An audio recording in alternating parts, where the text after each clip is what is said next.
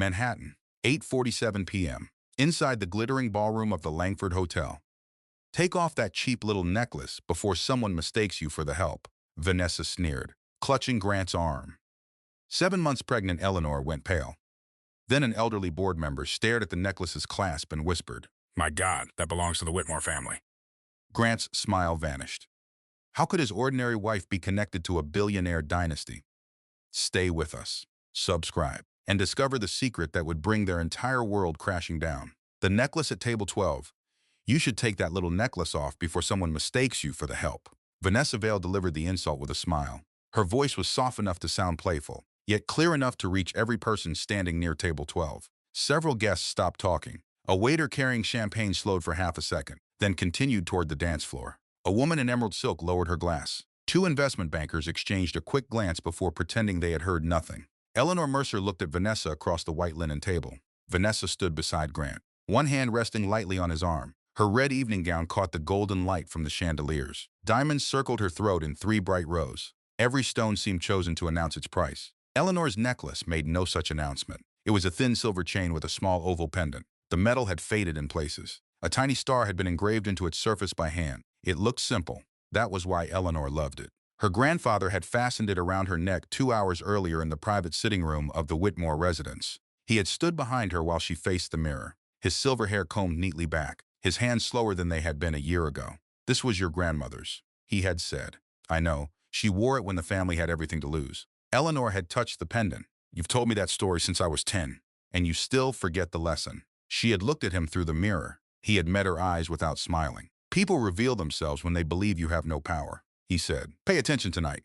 Now, standing in the ballroom of the Langford Hotel, Eleanor understood why he had insisted that she wear it. Vanessa tilted her head. "I'm only trying to help." "Are you?" Eleanor asked. Vanessa's smile widened. "Of course. This is an important night for Grant. The press is here. So are several people who could decide the future of his company." "My husband's company," Eleanor said quietly. The words placed a small crack in Vanessa's expression. It vanished quickly. Grant cleared his throat and glanced around the table. He looked handsome in his black tuxedo. He always did. His dark hair was combed back, and the sharp line of his jaw caught the light whenever he turned his head. 5 years earlier, Eleanor had watched him knot a borrowed tie before his first meeting with a serious investor. His hands had shaken. She had stepped behind him and fixed the knot. "You belong in that room," she had told him. Grant had believed her then. Tonight he would not meet her eyes. "Vanessa was joking," he said. Vanessa replied. "I was being practical." Grant gave a strained laugh. "Either way, let's not make this a thing." Eleanor studied him. She had spent the afternoon hoping he might surprise her. Perhaps he would greet her at the entrance. Perhaps he would place a hand over the curve of her stomach and ask whether the baby had been kicking. Perhaps he would remember that this gala celebrated 10 years of Mercer Urban Development, a company they had once planned together at a scratch kitchen table. Instead, Grant had sent his assistant to meet her in the lobby. He had been standing beside Vanessa when Eleanor entered. He was still standing beside Vanessa now. "I didn't make it a thing," Eleanor said. "She did." Vanessa let out a small breath of amusement. "You're being sensitive. She is 7 months pregnant," Grant said, though his tone carried irritation rather than concern. "She's tired." Eleanor turned toward him. He had spoken about her as if she were not there. The baby moved beneath her ivory dress. She placed one hand on her stomach and waited for the movement to pass. Across the table, an older man had gone very still. Arthur Bell had served on Mercer Urban Development's board for 6 years. Before that, he had spent 3 decades advising families whose names appeared on libraries, hospitals, and university buildings. He was nearly 70, with careful eyes and a face that rarely showed surprise. Yet he was staring at Eleanor's pendant, not at the chain, at the clasp. The clasp was hidden behind her neck, but part of it had shifted forward when she turned toward Grant. It was shaped like 2 small wings folded over a circle. Arthur leaned closer. "Mrs. Mercer," he said, "may I ask where you got that necklace?" Vanessa laughed before Eleanor could answer. "Arthur, please don't encourage her. She probably found it in a weekend market." Arthur did not look at Vanessa. His attention remained fixed on the clasp. "I asked Mrs. Mercer." Eleanor touched the pendant. "It was a family gift." "Which family?" Grant's head turned sharply toward Arthur. Eleanor saw the question behind his eyes. During 5 years of marriage, he had never asked much about her relatives. He knew her parents had died when she was young. He knew an older guardian had helped raise her. He knew she had attended private schools on scholarships and later worked in museum restoration. Those details had satisfied him. Eleanor had allowed them to. She had never told him that the guardian was Theodore Whitmore, chairman emeritus of Whitmore Atlantic Holdings. She had never explained that the scholarships came from a family foundation carrying her grandmother's maiden name. She had never said that the modest apartment where they first lived belonged to a trust that owned half the block. At the beginning, her silence had been protection. Later, it became fear. Grant had loved her when he believed she had nothing to offer but herself. Eleanor had clung to that belief even as their marriage began to change. "The necklace belonged to my grandmother," she answered. Arthur opened his mouth. A burst of applause rose near the stage. The master of ceremonies had stepped beneath the lights and announced that dinner would begin in 10 minutes. Grant immediately turned away. "That's my cue," he said. "I have to speak with the mayor's office before the presentation." Eleanor looked at him. "Grant, we need to talk. Tonight isn't the time. You said that yesterday. I had meetings yesterday. And the day before." His eyes hardened. "Please don't do this here." Vanessa's fingers remained on his sleeve. It was a small gesture. Possessive. Comfortable. Practiced. Eleanor noticed because she had once touched him that way. Vanessa glanced toward the stage. "Grant, Mr. Carlyle is waiting." Grant nodded. Then he looked at Eleanor's necklace. For one moment, she wondered whether he had finally understood what had happened. He reached toward the pendant. His fingers stopped an inch away. "You could have worn the pearls I bought you," he said. Eleanor's hand closed around the pendant. "The pearls you bought after forgetting our anniversary." His face tightened. Vanessa looked down, hiding her satisfaction behind her champagne glass. Grant lowered his voice. "I'm trying to help you fit the occasion." Eleanor released the necklace. "I fit the occasion. No one said you didn't." Vanessa did. Grant glanced toward the nearby guests. More people were watching now. His embarrassment became anger. Eleanor recognized the change. In recent months, he had started treating any disagreement as a threat to the image he had built. He leaned closer. "Can you give me one night without turning everything into a personal attack?" Eleanor stared at him. The question was so unfair that for a second, she could not answer. She had spent the morning at a prenatal appointment alone because Grant claimed he had an emergency board meeting. She had later learned from his driver that the meeting had lasted 40 minutes. Grant had spent the next 3 hours at lunch with Vanessa. Eleanor had still come to the gala. She had smiled for photographs. She had congratulated employees who remembered when the company had only 12 people. She had done everything he asked. And now he wanted peace. Peace, in Grant's mind, meant her silence. "Go give your speech," Eleanor said.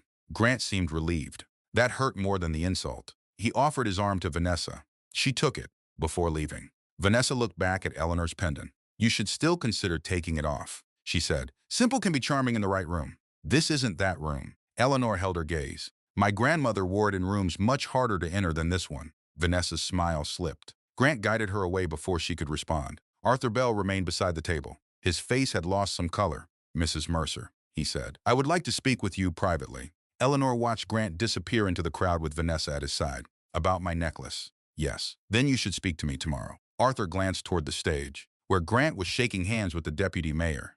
"I'm not sure this should wait." Eleanor finally looked at him. Arthur's concern appeared genuine. That made it dangerous. "Do you recognize it?" she asked. He took a slow breath. "I recognize part of it."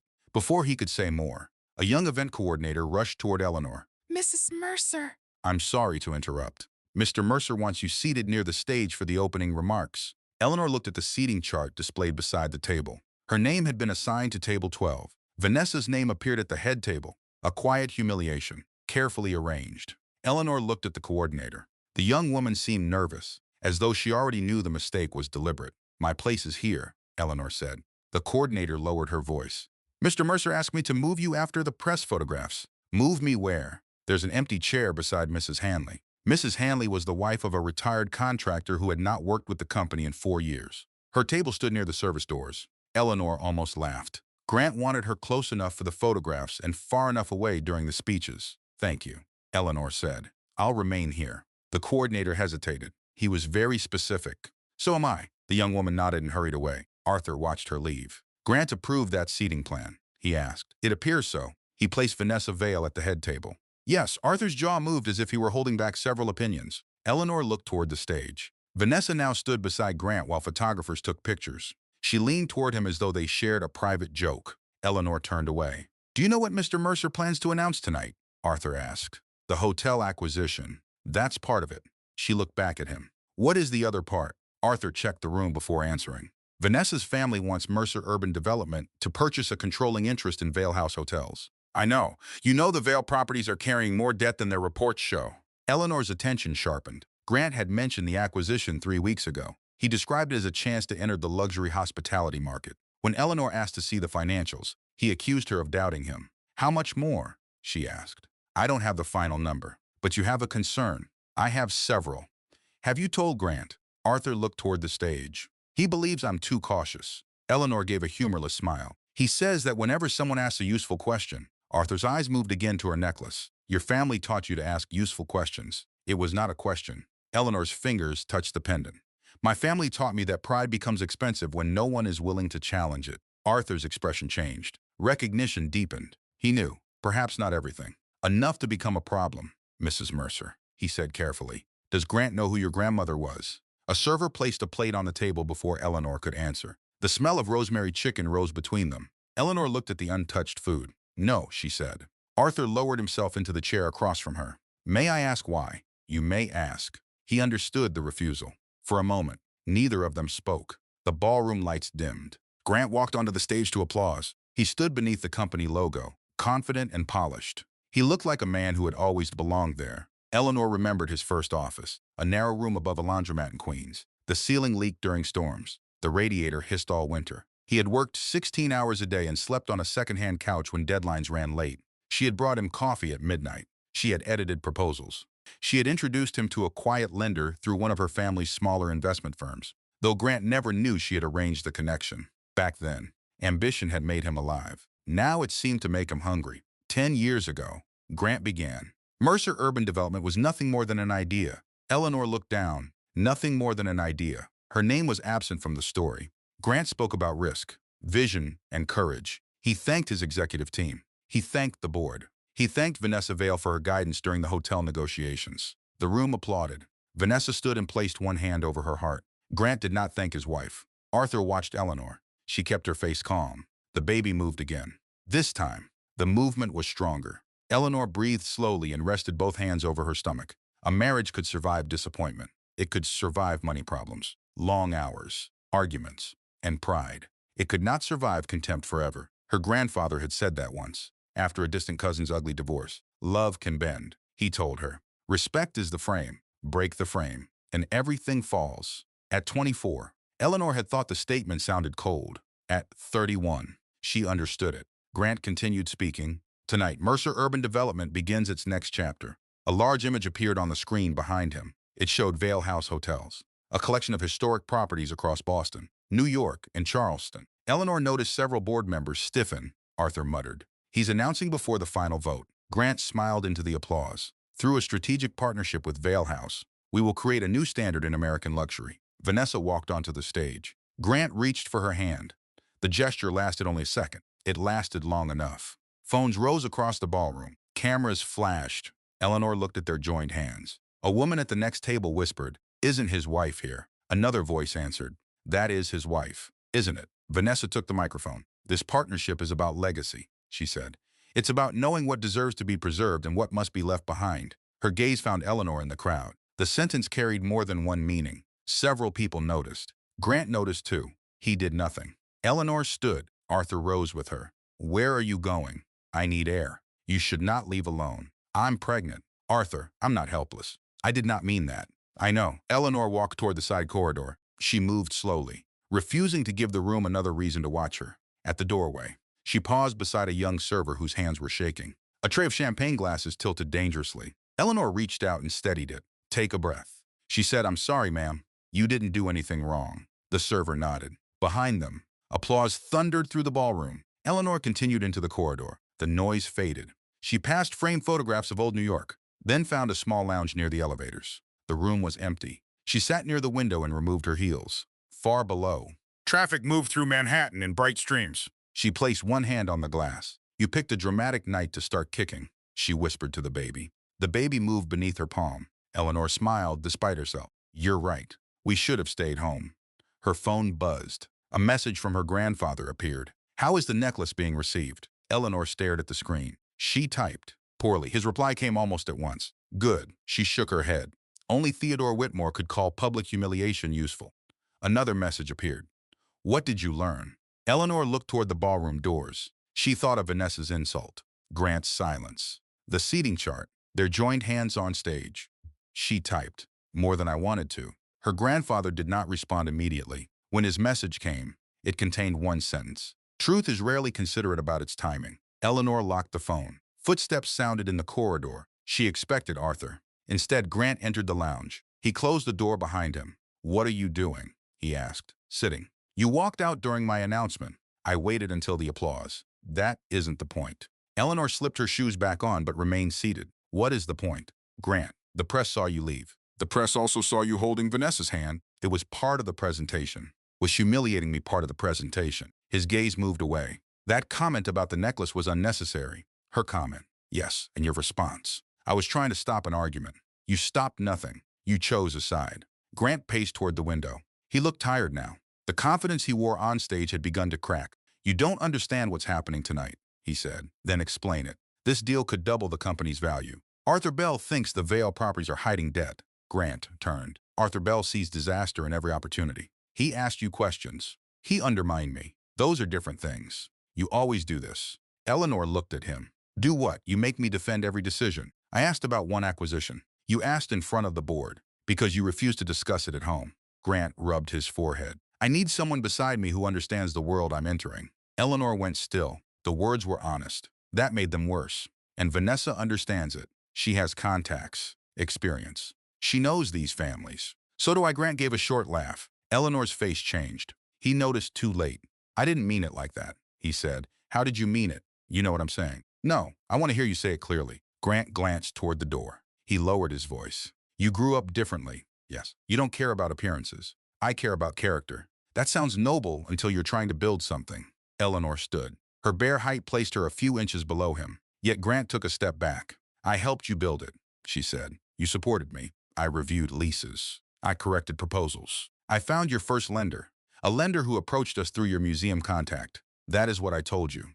Grant stared at her. For one dangerous second, Eleanor almost told him everything. She almost said Whitmore Atlantic. She almost said controlling trust. She almost told him that the men he spent years trying to impress had taken meetings with him because Theodore Whitmore had quietly opened the door. Then she remembered Vanessa's hand on his arm. She remembered Grant looking at her necklace as though simplicity embarrassed him. If she revealed the truth now, he would hear only the money. He might apologize. He might beg. He might even leave Vanessa. Eleanor would never know whether he wanted his wife or her name. Grant's expression softened. "Ellie, I know tonight has been difficult." He had not called her Ellie in months. "I'm under pressure." He continued. "Vanessa has helped keep this deal together. I need you to trust me." "Do you trust me?" "Of course." "Then why did you seat her beside you and move me near the service doors?" Grant looked surprised.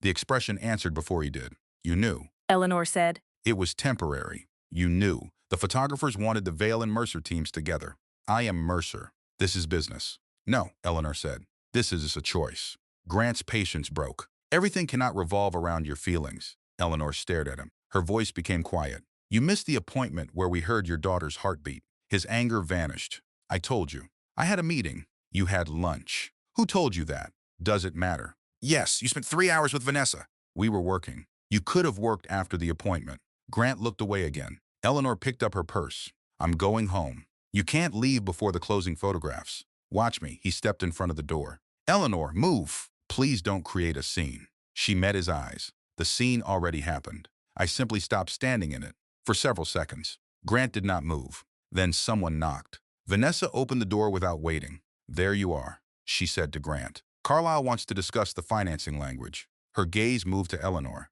"I hope I'm not interrupting." "You are." Eleanor said. Vanessa smiled. "Grant, we need you." The word we hung in the room. Grant looked between them. Eleanor waited. She did not ask him to stay. She wanted to see what he would choose without being pushed. Grant stepped toward Vanessa. "I'll be there in a minute." Vanessa remained in the doorway. "Carlyle is leaving soon." Grant's jaw tightened. He looked at Eleanor. "We'll finish this at home." "No," Eleanor said. "We won't." A flicker of concern crossed his face. "What does that mean?" "It means I'm done having the same conversation." She moved past him. Vanessa stepped aside. As Eleanor entered the corridor, Vanessa spoke near her ear. "You're making this harder than it needs to be." Eleanor stopped. She turned.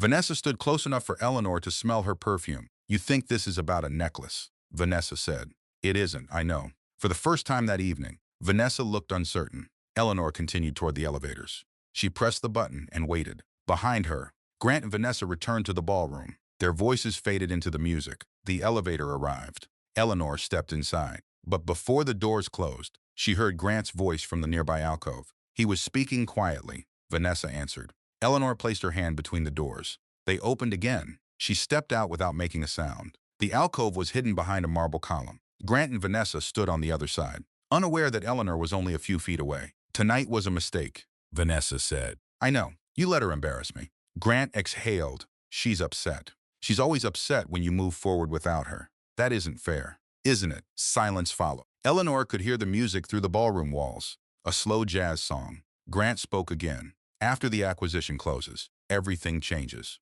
Vanessa's voice softened. And your marriage. Eleanor stopped breathing. Grant did not answer at once. When he finally spoke, his voice was low and tired. I'll handle it. Vanessa pressed him. When, after the deal? You've said that before. This time I mean it. Eleanor's fingers closed around the pendant. The silver edge pressed into her palm. Vanessa lowered her voice. I need to know you're not going to lose your nerve. Grant answered without hesitation. I won't. The elevator doors closed behind Eleanor with a soft chime. Neither of them heard it. She stood beside the marble column for another second. Then she released the necklace. Her grandfather's warning returned with painful clarity. People reveal themselves when they believe you have no power. Grant believed she had none. Vanessa believed it too. Eleanor walked toward the ballroom entrance. Though she had no intention of returning to her table, Arthur Bell stood inside the doorway. He saw her face and immediately stopped speaking to the man beside him. Mrs. Mercer. Eleanor approached him. Tomorrow morning, she said. 9 o'clock. Arthur studied her. Where? My attorney's office. His eyes dropped to the necklace. Understanding passed across his face. Should Grant be informed? No. Arthur nodded once. Eleanor looked toward the stage. Grant had returned to the head table. Vanessa sat beside him, smiling for another photograph. The company logo glowed above them. Mercer Urban Development. Grant's dream. Her silent investment. Their broken promise. Eleanor placed one hand over her child. A lesson had become clear tonight. Love should never require a woman to erase herself. Loyalty should never be confused with obedience. And silence, once used to protect a marriage, could become the very thing that allowed betrayal to grow. Eleanor turned away from the ballroom. Tomorrow she would begin asking questions. This time, Grant Mercer would have to answer them. A marriage built on silence. Eleanor was halfway through packing when Grant came home. The apartment was quiet except for the soft drag of a suitcase zipper and the distant hum of traffic below Fifth Avenue. Morning light stretched across the bedroom floor. It touched the edge of the bed, the cream rug, and the framed wedding photograph Eleanor had already removed from the nightstand. Grant stopped in the doorway. His tuxedo jacket was gone. His shirt was open at the collar. He looked exhausted. But there was still a trace of last night on him. Expensive cologne. Hotel air. Vanessa's perfume. What are you doing? He asked. Eleanor folded a white sweater and placed it beside 2 maternity dresses. I think that's obvious. No, it isn't. I'm leaving. Grant stared at the suitcase as though it had appeared without warning. You're overreacting. Eleanor closed her eyes for 1 second. He had said those words before. After missing dinner. After canceling a weekend trip. After Eleanor found messages from Vanessa arriving after midnight. Every time. Grant explained that business demanded sacrifice. Every time. Eleanor questioned her own judgment. She told herself ambition came with pressure. She reminded herself how hard he had worked. She defended him in rooms where he was not present. Last night had removed the excuse. You told Vanessa you would handle our marriage after the deal, Eleanor said. Grant did not answer. The silence admitted enough. She placed another sweater into the suitcase. Grant entered the room and closed the door behind him. You were listening to a private conversation. You were discussing my marriage. Our marriage. No, Grant. You discussed it with another woman before discussing it with me. He ran a hand through his hair. I was trying to calm her down. Why did she need calming? She thinks the acquisition could collapse if there's tension between us. Eleanor looked up. Between who?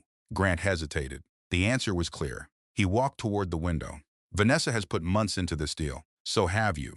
Yes, then why is she talking about my marriage as if it belongs to her? She doesn't. She asked when you planned to end it. She was emotional. And you promised you wouldn't lose your nerve. Grant turned sharply. You heard one piece of a complicated conversation. I heard the important piece. You decided it was important. Eleanor studied his face. This was how Grant avoided responsibility. He did not deny the facts. He rearranged them until the other person became unreasonable for noticing. She had once admired how quickly his mind worked. Now she saw the danger in it. Tell me I misunderstood, she said. You did. Then explain it. Grant's eyes moved to the open suitcase. He seemed to realize that words alone might not stop her. I have been under pressure for months, he said. The hotel deal is bigger than anything the company has attempted. The lenders are nervous. The board is divided. Vanessa's family wants guarantees. I'm trying to manage all of it. That does not explain what you said. It explains why I said whatever I needed to say to keep her focused. Eleanor folded a scarf. Was holding her hand part of keeping her focused. It was a presentation. Was placing her at your table part of it. We needed the teams together. Was moving your pregnant wife near the service doors part of the strategy too. Grant looked away. Eleanor nodded slowly. At least that one embarrassed you. I didn't approve every seat. Your coordinator said you were very specific.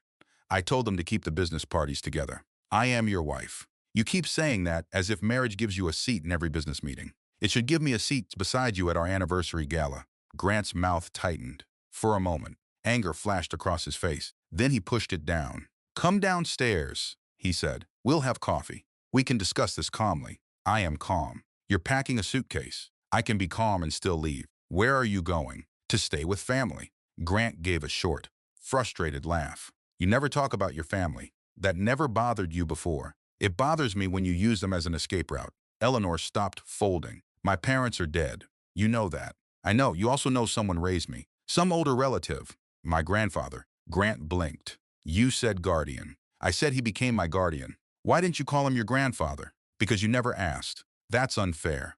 Is it? Yes. I respected your privacy. You were uninterested. Grant shook his head. That is not true. Name him. The room went still. Grant opened his mouth. Nothing came out. Eleanor waited. He looked toward the dresser, as though her grandfather's name might be written there. You always called him Theodore, he said at last. What is his last name? Grant's face changed. A small question had exposed a large absence. Eleanor looked down at the scarf in her hands. 5 years of marriage. Grant could remember the names of investors he met once. He knew the birthdays of clients and the golf handicaps of lenders. He could recite the ownership structure of every company he hoped to acquire. He did not know the last name of the man who raised his wife. You never wanted me involved with him, Grant said. I invited you to dinner 6 times. You said he was difficult. He is. You said he judged people. He does. And every time, I had work. You chose work. I was building our future. Eleanor placed the scarf into the suitcase. Our future became your excuse for missing the present. Grant took a breath. His eyes moved to her stomach. For the first time since entering the room, he seemed to notice how tired she looked. Did you sleep? He asked. A little. Is the baby okay? She was okay yesterday when you missed the appointment. His face tightened again. I told you I was sorry. You sent a message. I had a meeting. You had lunch with Vanessa. We discussed financing. For 3 hours. Deals happen over lunch. So do affairs. Grant's expression hardened. I have not slept with Vanessa. Eleanor held his gaze. The answer came too quickly, too carefully. She had not asked that exact question. Do you love her? Eleanor asked. Grant looked stunned. No. Does she believe you do? I don't know what she believes. You know enough to promise her you'll end our marriage. I did not promise that. You said you would handle it. That could mean anything. It meant enough to satisfy her. Grant walked toward the bed. He picked up the framed wedding photograph. It showed the two of them outside City Hall. Eleanor wore a simple ivory dress. Grant wore a navy suit borrowed from his college roommate. Rain had started just as they stepped onto the sidewalk. They had laughed until Eleanor could barely breathe. Grant looked at the photograph now with a stranger's expression. You were happy, he said. I was. So was I, no. Then why are you acting as if none of it mattered? Eleanor's voice softened. That is not what I'm doing. It feels like it. Leaving does not erase what was good. It admits what has become harmful. Grant placed the photograph on the bed. You always have a sentence ready. I've had a long night to think. He looked at her stomach again. You can't make decisions like this while you're upset. I can make decisions while pregnant. That isn't what I meant. It is what you said. Grant rubbed his jaw. You're carrying my child. I am carrying our child. That does not make me your property. I never said it did. You are asking me to stay because I am pregnant. You haven't given me one reason to stay as your wife. Grant's face lost some of its anger. He sat at the edge of the bed. For several seconds, he said nothing. Eleanor continued packing, though her movement slowed. There had been a time when his silence invited closeness. He used to sit beside her after a difficult day and wait until he found the right words. She would bring him tea. He would take her hand. Now silence was a wall. I made mistakes last night, he said finally. Eleanor waited. I should have stopped Vanessa. Yes. I should have changed the seating. Yes. I should have thanked you during the speech. Yes. Grant looked up. Her answers seemed to bother him. He wanted forgiveness before the apology was complete. I'm admitting I was wrong, he said. You're listing mistakes. What is the difference? An apology is followed by change. What change do you want? End the deal. Grant stood immediately. No. The speed of the answer told Eleanor more than any confession. She closed the suitcase. There it is. You cannot ask me to destroy the company because Vanessa insulted your necklace. This is bigger than the necklace. You have no idea what is at stake. Arthur Bell believes the Vale reports hide debt. Grant's face darkened. Arthur spoke to you. Yes, he had no right. He is a board member. He is trying to block the acquisition. Maybe he has a reason. Arthur has resisted every major move I've made for 3 years. He supported the Queen's redevelopment. After I forced the vote, he supported the Brooklyn project. After 8 months of delays, he asks questions before risking other people's money. Grant laughed without humor. Now you're an expert in corporate finance. Eleanor met his eyes. She knew more about the company's financing than Grant realized. She knew which early loans had come from Whitmore affiliates. She knew which investors entered after quiet calls from her grandfather. She knew the largest block of voting shares sat inside the East Harbor Trust, an entity Grant treated as a passive backer. She also knew the trust documents gave its controlling beneficiary the power to freeze major transactions if ethical concerns threatened the company. Grant had never asked who that beneficiary was. I know enough to recognize a bad decision, she said. You know what Arthur told you over dinner? He told me the Vale properties may be carrying hidden debt. Every hotel group carries debt. Hidden debt is different. You're repeating words you don't understand. Eleanor stared at him. The contempt in his voice was worse than Vanessa's insult. Vanessa had wanted to humiliate her. Grant truly believed she lacked the intelligence to challenge him. He had built that belief one assumption at a time. Eleanor had helped him. She had hidden her education in family finance. She had avoided discussing trusts and voting structures. She had let Grant think her museum work defined the limits of her experience. She told herself secrecy protected love. Now it protected his arrogance. Then explain it to me, she said. Grant's eyes narrowed. What? Explain why the debt does not matter. Explain why Vale House needs Mercer to guarantee the loans. Explain why the acquisition must be announced before a final board vote. He went quiet. Eleanor continued. Explain why Vanessa is pushing you to sign personally. Explain why Arthur looks worried. Explain why you need this deal badly enough to gamble our marriage. Who told you about the personal guarantee? Grant's voice was low. Eleanor noticed the change immediately. It was the first honest fear he had shown. So there is one. That information is confidential. I'm your wife. You just said that does not make you part of the company. I said marriage does not give you ownership of me. It should give me the truth about risks that could affect our home and our child. The guarantee is limited. To what? Grant did not answer. Eleanor picked up her coat. To what? Grant. It is secured by my founder shares. A portion of my personal assets. How large a portion? I have it under control. That is not a number. I'm not discussing confidential terms while you're threatening to leave. Eleanor slipped her arms into the coat. You're right. We should have discussed them before. Grant stepped closer. His voice dropped. Do not walk out because of one terrible night. One night exposed a pattern. You're angry. I'm clear. You're abandoning me before the most important deal of my career. Eleanor looked at him for a long moment. You abandoned me while standing 3 feet away. Grant flinched. She lifted the suitcase from the bed. He reached for it. Let me carry that. No, you should not lift it. It has wheels. Eleanor, she pulled the handle upright. Grant blocked the doorway again. This time, his expression carried fear beneath the anger. Tell me what you want me to do. Tell Vanessa the acquisition is suspended. I can't. Tell her your marriage is not available for negotiation. I can't do that. Today. Yes. In front of me. Grant hesitated. Eleanor nodded. You want time to prepare her. That is not what this is. Call her. Right now. Yes. Grant glanced at his phone on the dresser. A simple action. A clear choice. He did not move. Eleanor pulled the suitcase around him. That is what I needed to know. Grant caught her arm. His grip was not painful, but it was firm. Eleanor looked down at his hand. He released her immediately. I'm sorry, he said. She rubbed the place where his fingers had been. You should be. His face went pale. I would never hurt you. Then stop asking me to accept what hurts. Grant stood in the bedroom as Eleanor walked into the hall. She passed the nursery. The door was open. Inside, an unfinished crib rested beneath the window. A box of baby clothes sat on the floor. Grant had promised to assemble the crib with her that weekend. The box remained sealed. Eleanor paused. For a moment, she imagined leaving the suitcase in the hall. She imagined returning to the bedroom. Grant would hold her. He would apologize again. Perhaps they would spend 2 quiet days pretending the gala had been an isolated disaster. Then his phone rang. Vanessa's name appeared across the screen. Grant looked at Eleanor. He did not answer. It was meant to prove something. It proved too little. The call stopped. A message arrived. Grant glanced at the screen. Eleanor saw his expression change. Concern, urgency, attention. Everything he had withheld from his wife appeared for another woman's message. What does she want? Eleanor asked. It's about the lenders. Of course. Grant placed the phone face down. Please stay until tonight. Why tonight? I'll speak to Vanessa. I'll speak to Arthur. I'll review the debt issue. And then we'll talk. Grant, we have been talking. No, you've decided. He looked almost offended by the certainty. Eleanor rolled the suitcase toward the front door. You don't get to make a decision for both of us. I'm making one for myself. The elevator opened at the end of the private hall. Grant followed her. Where are you going? I told you. Family. Give me an address. No, you're carrying my child. I deserve to know where you are. You deserve updates about the baby. You do not deserve access to me whenever you choose. The elevator doors waited. Grant stood between her and the apartment. Are you punishing me? No, it feels like punishment. Consequences often feel that way to the person who ignored the warning. The sentence landed. Grant's face hardened again. You think your grandfather put that idea in your head. My grandfather taught me many things. He never liked me. He barely knows you.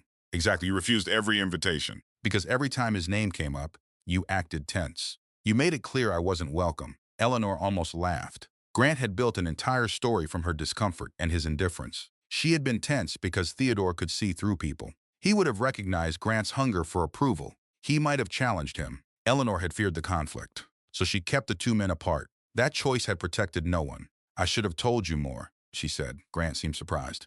Yes, he replied. You should have. I should have told you who raised me. I should have told you more about my background. I should have stopped hiding parts of myself because I was afraid they would change how you saw me. Grant's expression softened. For a second, hope returned to his face. Then Eleanor continued. But my secrecy did not make you betray me. His hope disappeared. Betrayal is a strong word. Standing beside another woman while she humiliates your wife is betrayal. I told you I made a mistake. Discussing divorce with her is betrayal. I did not say divorce. Letting her believe she could replace me is betrayal.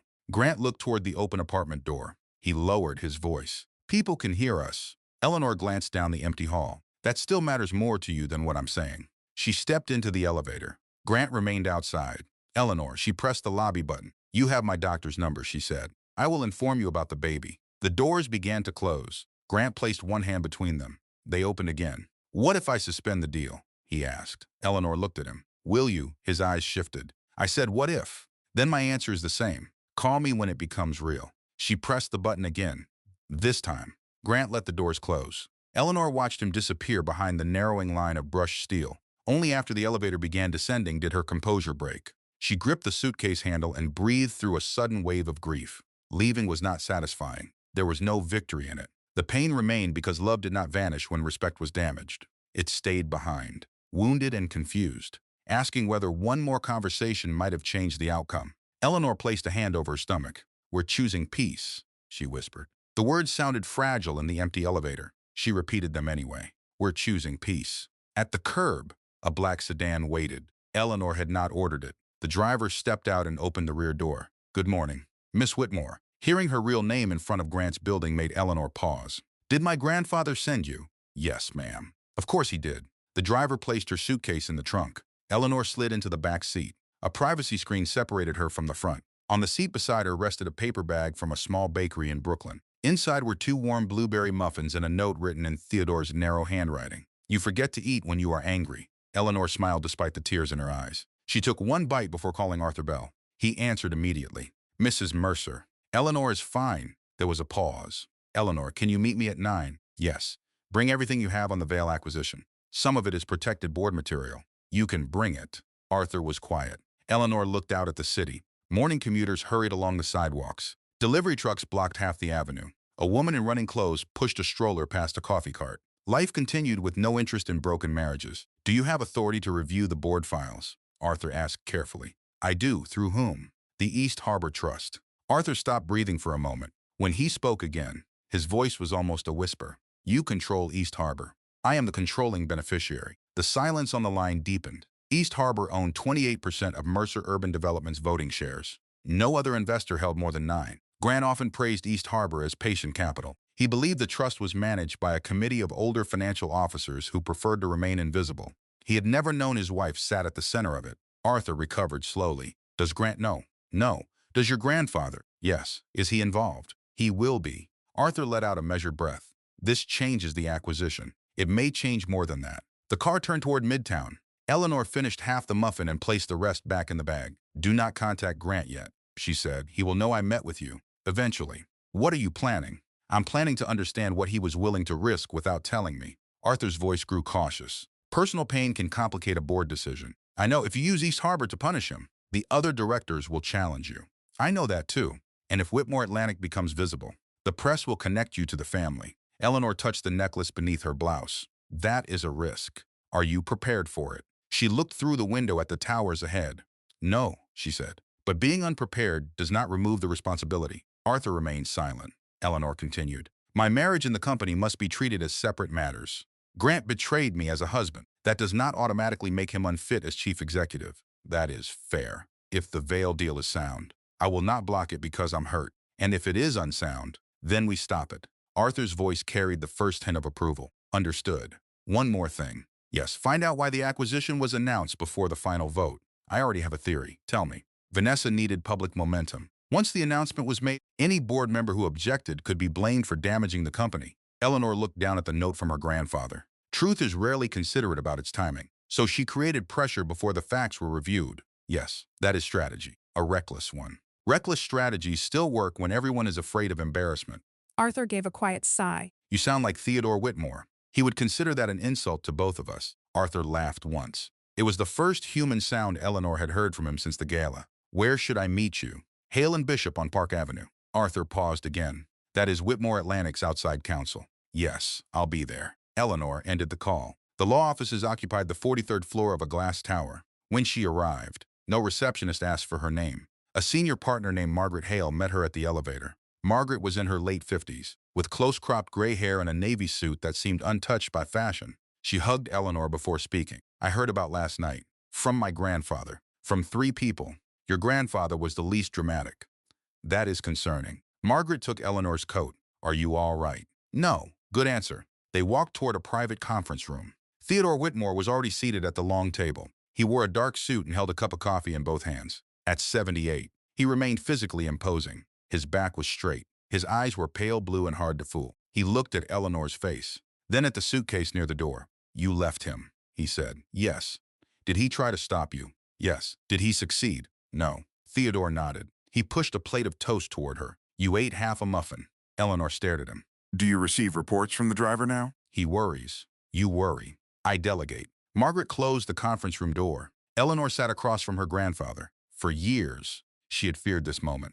Theodore had warned her about Grant before the wedding. He never called him cruel. He never called him dishonest. He simply said ambition could become dangerous when it grew faster than character. Eleanor had accused him of judging a man for being poor. Theodore denied it. Poverty does not frighten me, he had said. Shame does. A man ashamed of where he began may spend his life punishing anyone who remembers. At 26, Eleanor thought love could heal that shame. 5 years later, she wondered whether love had only hidden it. You were right, she said. Theodore's face remained still. About what?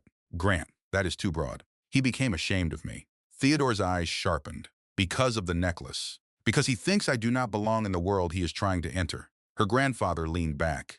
And did you tell him that world belonged to your family before his grandfather was born? No, why? Because I did not want his apology to depend on my name. Theodore studied her. Margaret sat quietly at the end of the table, giving them space. That is an intelligent reason, Theodore said. It does not feel intelligent. Good decisions often feel unpleasant. I also hid too much from him. Yes. Eleanor looked up, irritated by the immediate agreement. Theodore continued before she could respond. You asked for honesty. Do not punish me for providing it. I am not punishing you. You inherited that look from your grandmother. What look? The one that suggests everyone else has failed a private examination. Margaret covered a smile with her hand. Eleanor leaned back. I should have told Grant more. I know that. Why didn't you? I was afraid of losing him, of discovering why he stayed. Theodore's expression softened. It was a rare change, almost invisible. You wanted love without the family name. Yes, and now I want the truth. Theodore placed his coffee down. That will cost more. I know. Do you? He opened a folder. Inside were financial summaries from Mercer Urban Development and Vale House Hotels. Eleanor looked at the numbers, even before Arthur arrived. Several problems were obvious. Vale House had moved debt between subsidiaries. 2 properties had been valued using projected renovations that had not begun. A management company controlled by Vanessa's brother was collecting fees despite producing losses. This is worse than Arthur suggested, Eleanor said. Margaret nodded. The public reports are incomplete. How did you get these? Whitmore Atlantic reviewed Vale House last year and declined an investment. Eleanor turned to Theodore. You knew Grant was considering the acquisition. Yes, why didn't you tell me? You stopped discussing his company with me. That did not prevent you from watching it. No, then why stay silent? Theodore met her anger without flinching. Because I wanted to know whether your husband would recognize a bad deal without being protected by your family. Eleanor stood. You used his company as a test. I did not create the debt. You could have warned me. You would have warned him. Yes, and he would have believed his own judgment saved the company. That would still be better than thousands of employees facing risk. Theodore's eyes narrowed slightly. Eleanor did not back down. After several seconds, he nodded. You are right. The admission surprised both Eleanor and Margaret. Theodore closed the folder. I allowed my opinion of Grant to interfere with the speed of my response. That was wrong. Eleanor sat again. Her anger did not disappear, but it changed. An apology did not repair everything. It opened the door to repair. That was the lesson Grant refused to understand. What do we do now? Eleanor asked. Margaret slid another document across the table. East Harbor can issue a temporary hold on the vote.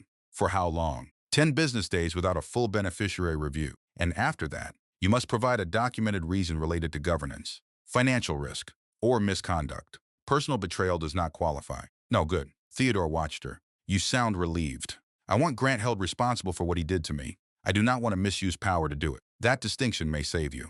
From what? The family council. Eleanor looked at him. Theodore touched the necklace at her throat with his eyes. The succession charter was written by people who believed secrecy protected the family. If you reveal your identity while using trust authority during a marital dispute, some members will accuse you of acting for revenge. Would they be wrong? That depends on what you do next. Arthur arrived 9 minutes later. He looked from Eleanor to Theodore and immediately understood the room was larger than he had expected. Mr. Whitmore, he said. Arthur. They shook hands. Arthur opened his briefcase and placed several documents on the table. I brought the committee notes, the financing draft, and the preliminary guarantee terms. Eleanor reached for the guarantee. Grant had pledged his founder shares. He had also pledged the apartment. The home where their daughter's unfinished crib stood beside the window. Eleanor read the clause twice. He risked our home. Margaret examined the page. The apartment title is jointly held. Can he pledge it without my signature? No. Arthur looked uncomfortable. There is a signature page. Eleanor's eyes lifted. I never signed anything. Arthur removed another document. A copy of Eleanor's signature appeared beneath the consent language. The room went silent. She stared at it. The name looked close enough to pass at first glance. The final letter curved incorrectly. Eleanor had changed that stroke when she was 17 after her mother's death. Her real signature ended with a sharp upward line. This one fell flat. That is not mine, she said. Arthur's face lost color. Theodore's voice became cold. Who submitted it? Arthur swallowed. Grant's office sent the completed package. Eleanor looked at the false signature again. Her marriage had already been damaged. Now the company faced something worse. A forged consent form could stop the acquisition. It could also destroy Grant. Did Grant sign the transmission? Margaret asked. No, Arthur said. His chief operating officer did. Vanessa, Eleanor asked. Arthur nodded slowly. She has been acting as transaction coordinator. Theodore stood. Freeze everything. Eleanor raised one hand. Wait. Her grandfather turned. If we move now, Vanessa will claim it was an administrative error. Eleanor said. Grant may believe her. There is a false signature on a legal consent. I know. You want to protect him. No, I want the truth attached to the right person. Arthur looked at the document. What are you suggesting? Eleanor thought of Vanessa's confidence at the gala. Her smile. Her public announcement before the board vote. Vanessa believed pressure would force everyone forward. Perhaps it could be used against her. We suspend East Harbor's voting authority without giving a public reason. Eleanor said. Then we ask for the original signature file and the communication history. Margaret nodded. That will show who created and circulated the consent. And if Grant knew, Arthur asked. Eleanor looked at the forged signature. Her answer came slowly. Then I stopped protecting the version of him I married. No one spoke. Outside the conference room, Manhattan moved beneath a bright winter sky. Eleanor touched the small pendant at her throat. Vanessa had mocked it because it looked inexpensive. Grant had dismissed it because he believed appearances defined importance. Neither understood the lesson hidden inside the old silver. True value often remained quiet. So did evidence. And silence could protect a secret only until someone chose to examine it. Eleanor closed the folder. Send the notice, she said. Margaret reached for her phone. Across town, Grant entered his office expecting congratulations. Instead, he found Vanessa standing beside his desk with a white envelope in her hand. Her face was pale. What happened? He asked. Vanessa handed him the notice. Grant read the first page. Then he read it again.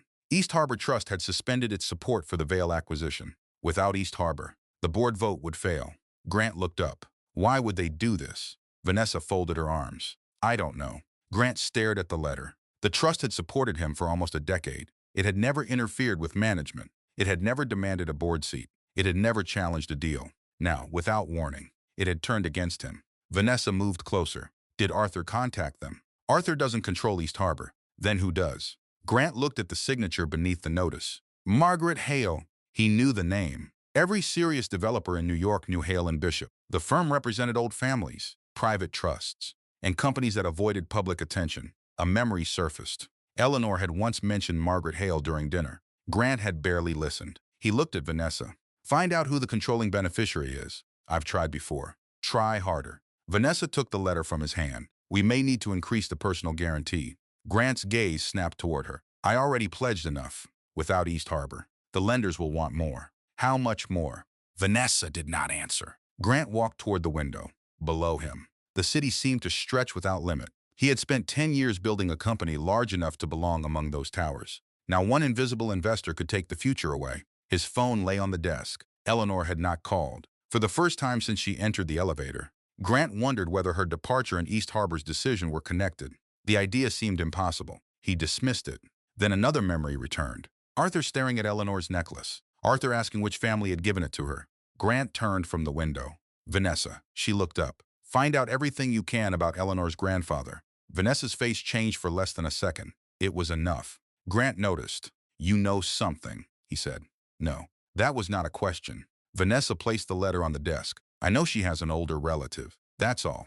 What is his name? I don't know. Grant stared at her. The previous night, he had been certain Eleanor's hidden family did not matter. Now East Harbor had frozen the largest deal of his career. His wife had disappeared, and Vanessa looked afraid of a question she claimed she could not answer. Grant picked up his phone. He called Eleanor. The call went directly to voicemail. He tried again. The same calm recording answered. Grant ended the call and looked down at the trust notice. For the first time in years, he wondered whether he had misunderstood his wife from the beginning. Across Manhattan, Eleanor signed the temporary voting suspension. Her hand remained steady. Beneath her signature, Margaret Hale added the time and date. The process had begun. Grant had 10 business days before the suspension required a formal explanation. Eleanor had 10 days to discover who had forged her name, and if the evidence led where she feared it might, saving the company would require her to reveal the identity she had protected for most of her life. The name behind the trust grant arrived at Arthur Bell's office before 8 the next morning. He did not call first. Arthur's assistant was still removing her coat when Grant crossed the reception area and pushed open the glass door at the end of the hall.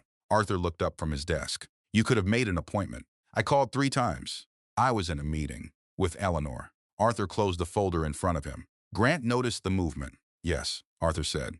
Grant stopped beside the desk. The city stretched behind Arthur through tall windows, gray buildings. Pale sky morning traffic far below. Where is she? I'm not going to tell you. She's my wife. She asked for privacy. She is pregnant with my child. Arthur removed his glasses. That does not cancel her right to leave a room you made unsafe for her. Grant's jaw tightened. I never made our home unsafe. Arthur watched him carefully. You discussed ending your marriage with another woman. That conversation has been twisted. By whom? Eleanor heard part of it. Arthur leaned back. Grant, I watched your wife sit alone while you thanked Vanessa in front of 400 people. I watched Vanessa insult her. I watched you remain silent. I handled it badly. You handled it publicly. Grant looked toward the closed folder again. What did she show you? Arthur's expression remained still. Why do you assume she showed me something? East Harbor froze the Vail vote hours after you met with her. That is a question for East Harbor. You know who controls it.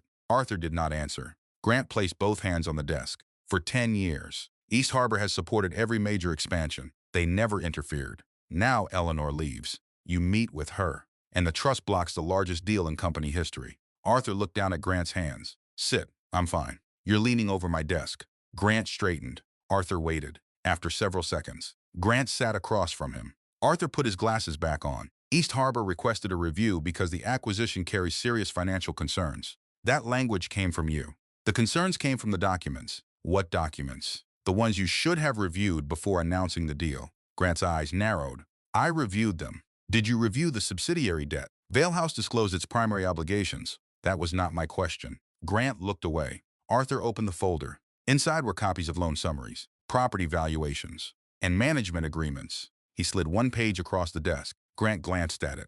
A company called VVM Services had collected nearly $6 million in management fees over 2 years. Vanessa's brother controls this company, Arthur said.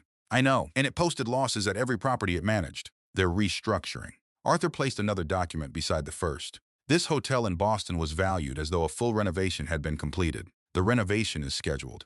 The valuation uses the completed number. Grant said nothing. Arthur added a third page. The Charleston property has a tax lien. Temporary. The Miami property has 2 undisclosed lawsuits. Their counsel said those would be settled. You accepted explanations where you should have demanded proof.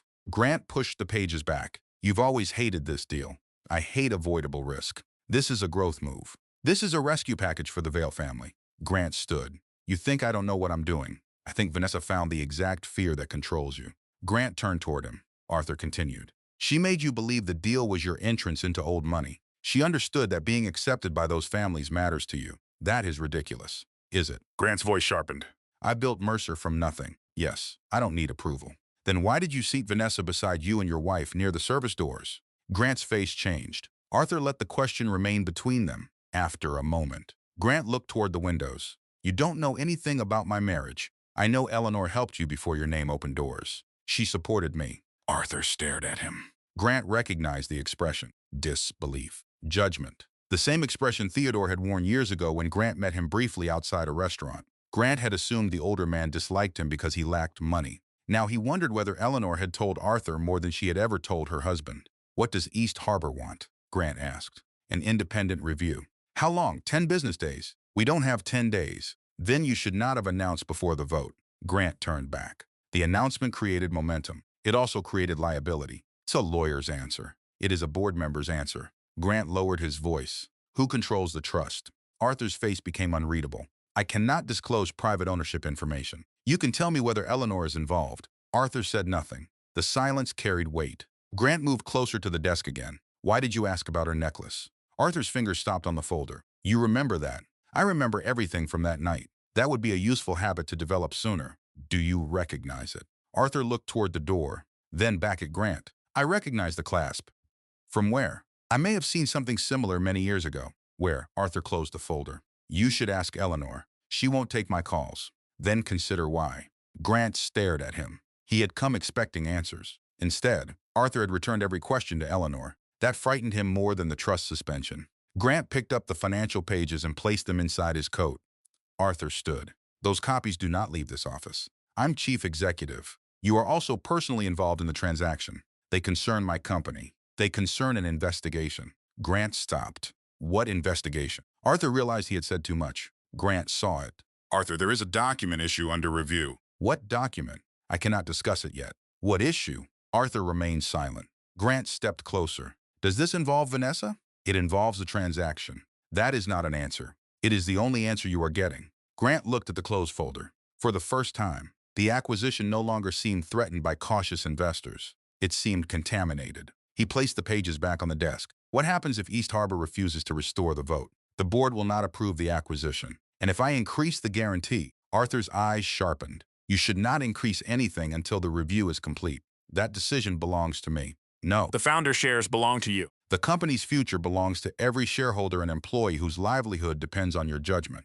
Grant flinched. Arthur's voice softened. You built something valuable. Do not confuse protecting it with protecting your pride. Grant left without another word. Outside, his driver waited near the curb. Grant opened the rear door, then stopped. A black sedan was parked across the street. He recognized the driver. The same man had collected Eleanor from their apartment. Grant had seen him once before at a museum fundraiser. Eleanor had introduced him only as someone who worked for her grandfather. Now the driver stood beside the car, speaking to a woman in a navy suit, Margaret Hale. Grant knew her from the East Harbor notice. He stepped away from his own car. Margaret entered the building before he could reach her. The black sedan pulled into traffic. Grant watched it disappear. Eleanor's grandfather. Arthur's warning.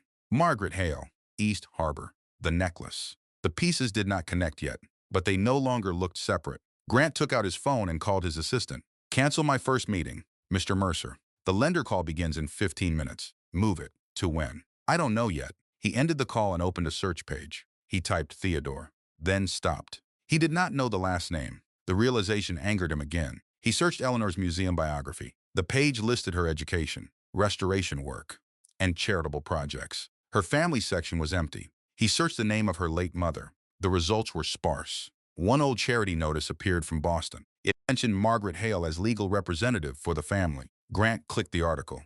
A photograph loaded slowly. The image showed a formal dinner held nearly 20 years earlier. A younger Eleanor stood near the edge of the frame. She could not have been more than 12. Beside her stood an older woman wearing a small silver pendant. Grant enlarged the image. The pendant looked similar to Eleanor's necklace.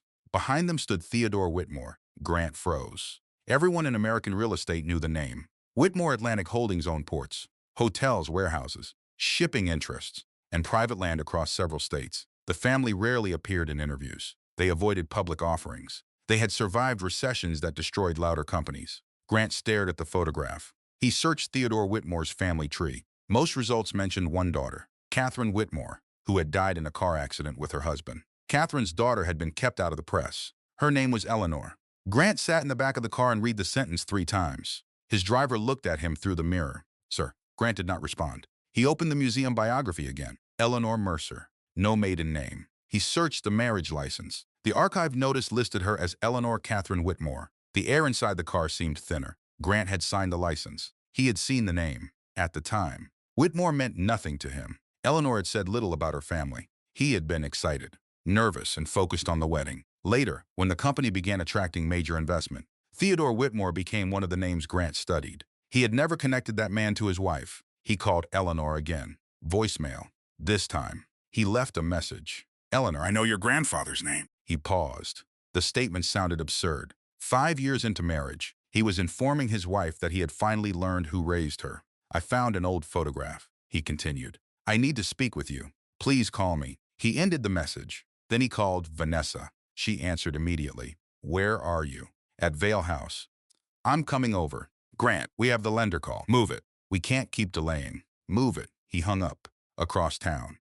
Eleanor sat in Margaret Hale's conference room with Arthur and Theodore. A copy of the disputed signature form lay on the table. Margaret had spent the morning tracing the document's history. The first version came from Vale House Counsel. She said it had a blank consent page. And the signed version, Eleanor asked, uploaded from a Mercer office account 6 hours later. Whose account? Margaret turned the laptop toward her. Vanessa Vale's name appeared beside the upload record. Arthur frowned. She had access because Grant gave her transaction authority. Can we prove she created the signature? Theodore asked. Not yet. We can prove her account submitted it. She will say an assistant used her login, Arthur said. Margaret nodded. That is likely. Eleanor studied the page. The false signature looked confident. Whoever copied it had not rushed. Where did they get a sample?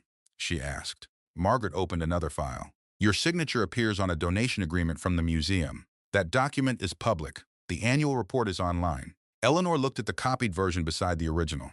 The resemblance was obvious. The mistake at the end remained. Could Grant have signed it? Arthur asked. No, Eleanor said. Theodore looked at her. You sound certain. Grant has seen my signature thousands of times. He would know the final stroke rises. Margaret folded her hands. He may have approved the use of an electronic copy without examining it. That is possible, Arthur said. Eleanor's face tightened. Direct forgery would make him a criminal. Careless approval would still make him reckless. Both possibilities carried consequences. Her phone lit up beside her. Grant's voicemail appeared. Eleanor did not play it. Theodore looked at the screen. You are allowed to answer. I know. Refusing every call can become another form of avoidance. Eleanor looked at him. I need facts before emotion enters the room. You already have emotion in the room. Margaret cleared her throat.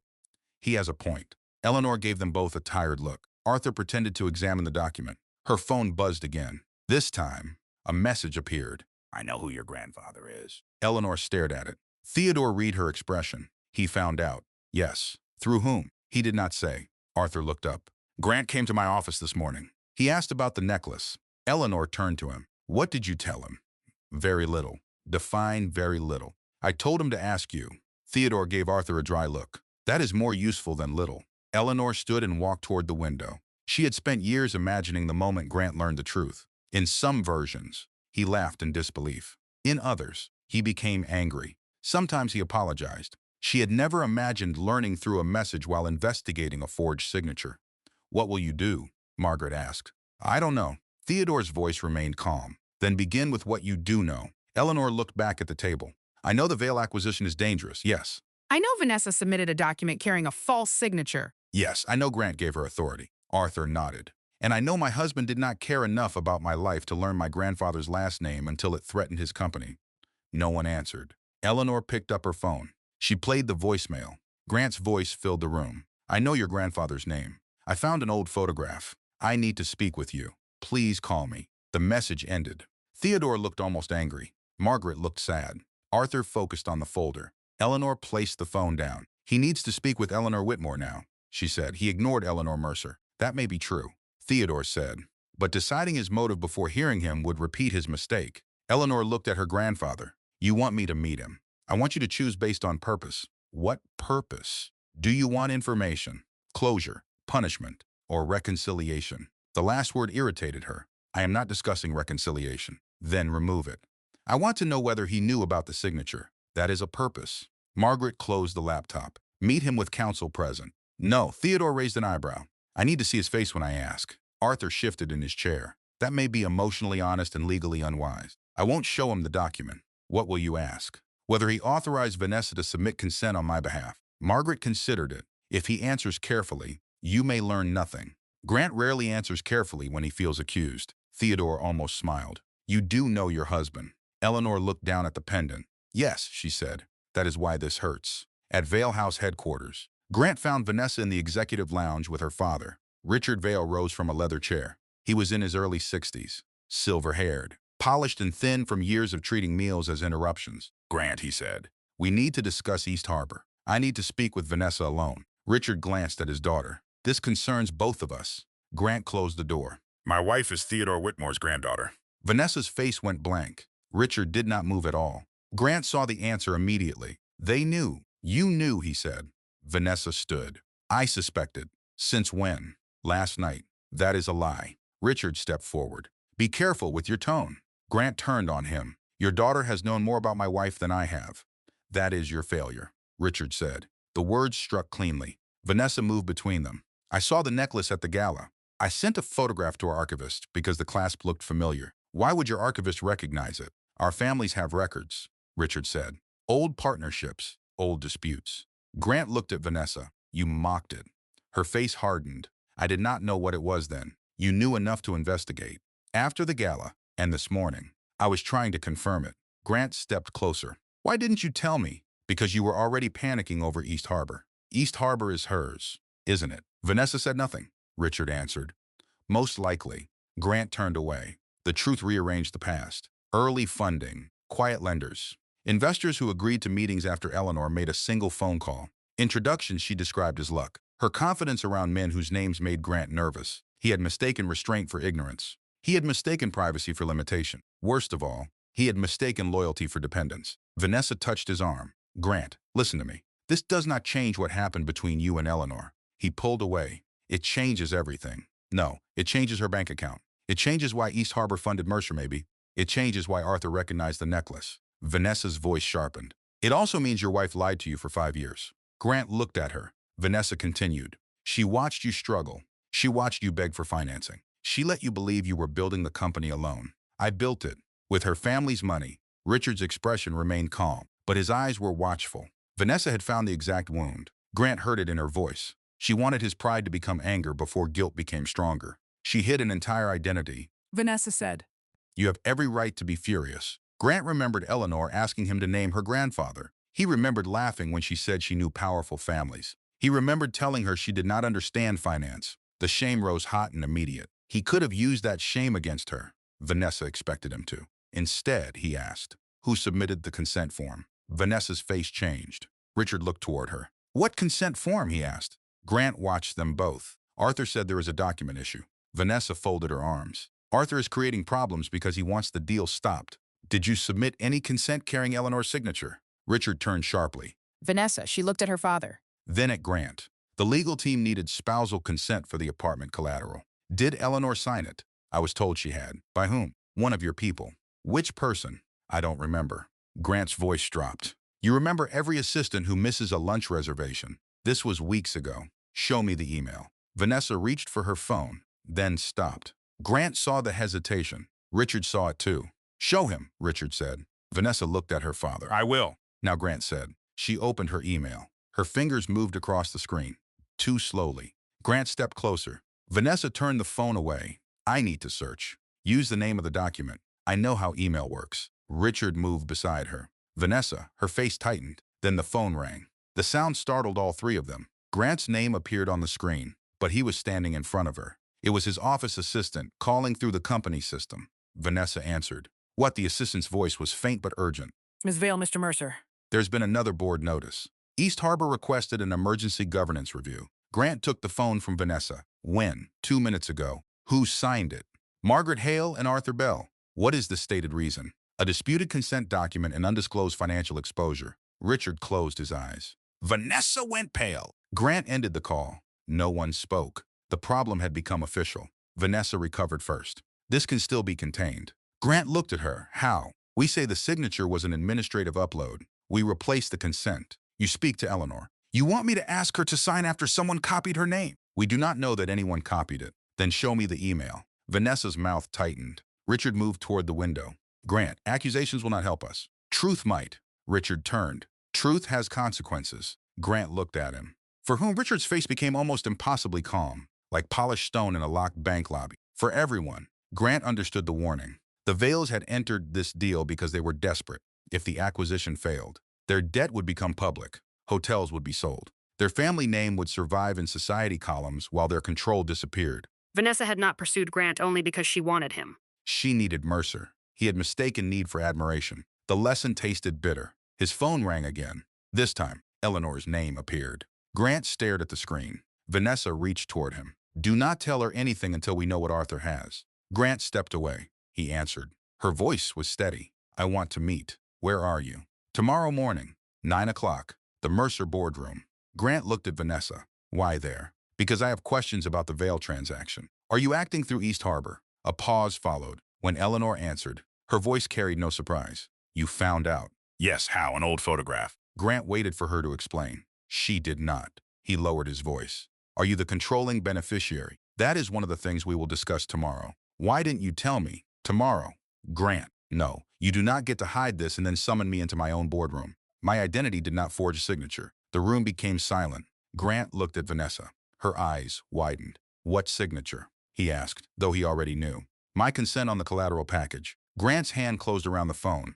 I did not sign for you. Did you authorize Vanessa to submit a signed copy? No. Vanessa moved closer, shaking her head. Grant turned away from her. Eleanor, I swear to you, I did not know. Then come tomorrow prepared to prove it. The call ended. Grant lowered the phone. Vanessa spoke first. She is setting you up. Grant looked at her. She asked one question. She is using East Harbor to destroy the deal. She asked whether I authorized your submission.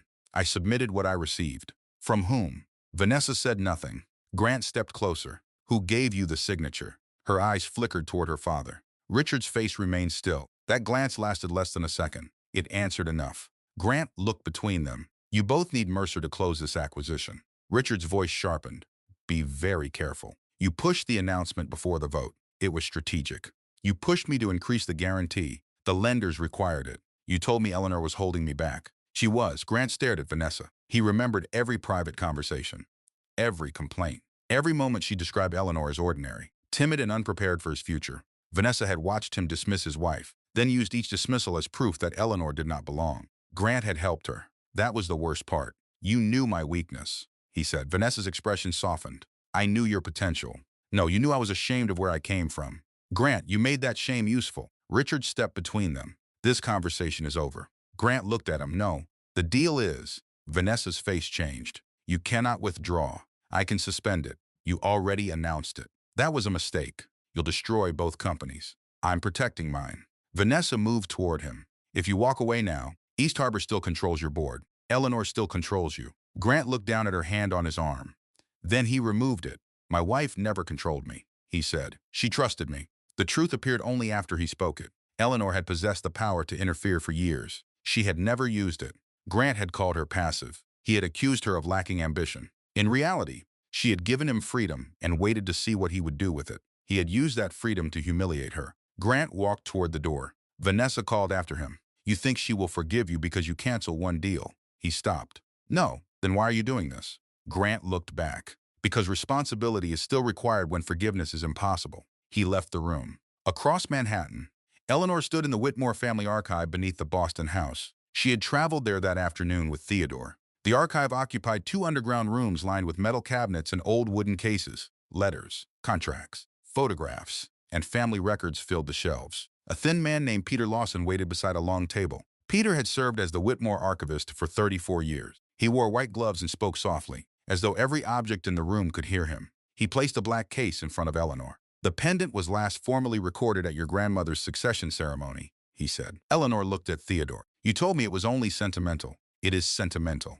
That was not the full answer. No. Peter opened the case. Inside lay an old photograph. Eleanor's grandmother stood beside Theodore in a private room. She wore the same small silver necklace. Several family council members stood behind her. On the table rested a document bearing a circular seal with two folded wings. The same design appeared on Eleanor's clasp. Peter pointed to the photograph. The clasp is a succession mark. It was created after the family split in 1932. Each controlling heir received one. Eleanor touched the necklace. Why was I never told? Theodore answered. You were supposed to learn after the family council confirmed your succession. When, after the baby's born? Eleanor stared at him. My pregnancy changes the timing. It changes questions of continuity. That sounds like something written by men who considered daughters temporary. Peter lowered his eyes. Theodore did not deny it. The charter is old, he said. Then change it.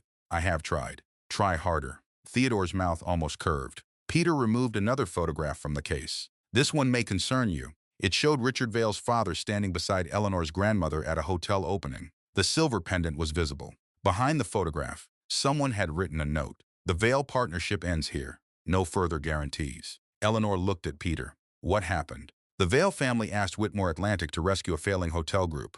Your grandmother refused after discovering false valuations. Eleanor stared at the words. The present conflict was not new. The Vales had tried this strategy before. What became of the hotels? She asked. They sold 3 properties. The family survived. Did they blame my grandmother? Yes, Theodore stepped closer to the table. Richard Vale grew up believing our family humiliated his, and now his daughter is trying to use Grant's company to restore what they lost. Peter nodded. It would appear so. Eleanor looked down at the necklace. Vanessa had mocked the very symbol connected to her family's first refusal. She may not have understood it during the insult. Her father probably would. Has anyone outside this room asked about the pendant? Eleanor asked. Peter hesitated. Yes. When this morning? Who? A private researcher working for Vale House. Theodore's face hardened. What did you tell them? Nothing. What did they ask? Peter removed a printed email. They sent a photograph from the gala. They asked whether the class belonged to the Whitmore succession line. Eleanor read the message. The request had been sent before dawn. Vanessa had begun searching within hours of the gala. Did you respond? No. Did they send anything else? Peter handed her another page. A second message had arrived 30 minutes later. Please confirm whether Eleanor Mercer has any authority connected to East Harbor Trust. Eleanor read the sentence twice. Vanessa had connected her to East Harbor before Grant did. That meant Vanessa understood the threat before the vote was suspended. She also had time to remove evidence. Eleanor folded the paper. We need copies of everything involving the old Vale partnership. Peter nodded. Theodore looked at his granddaughter. What are you planning? Tomorrow. Vanessa will expect me to defend my marriage and I'm going to discuss neither. Theodore's eyes sharpened with approval.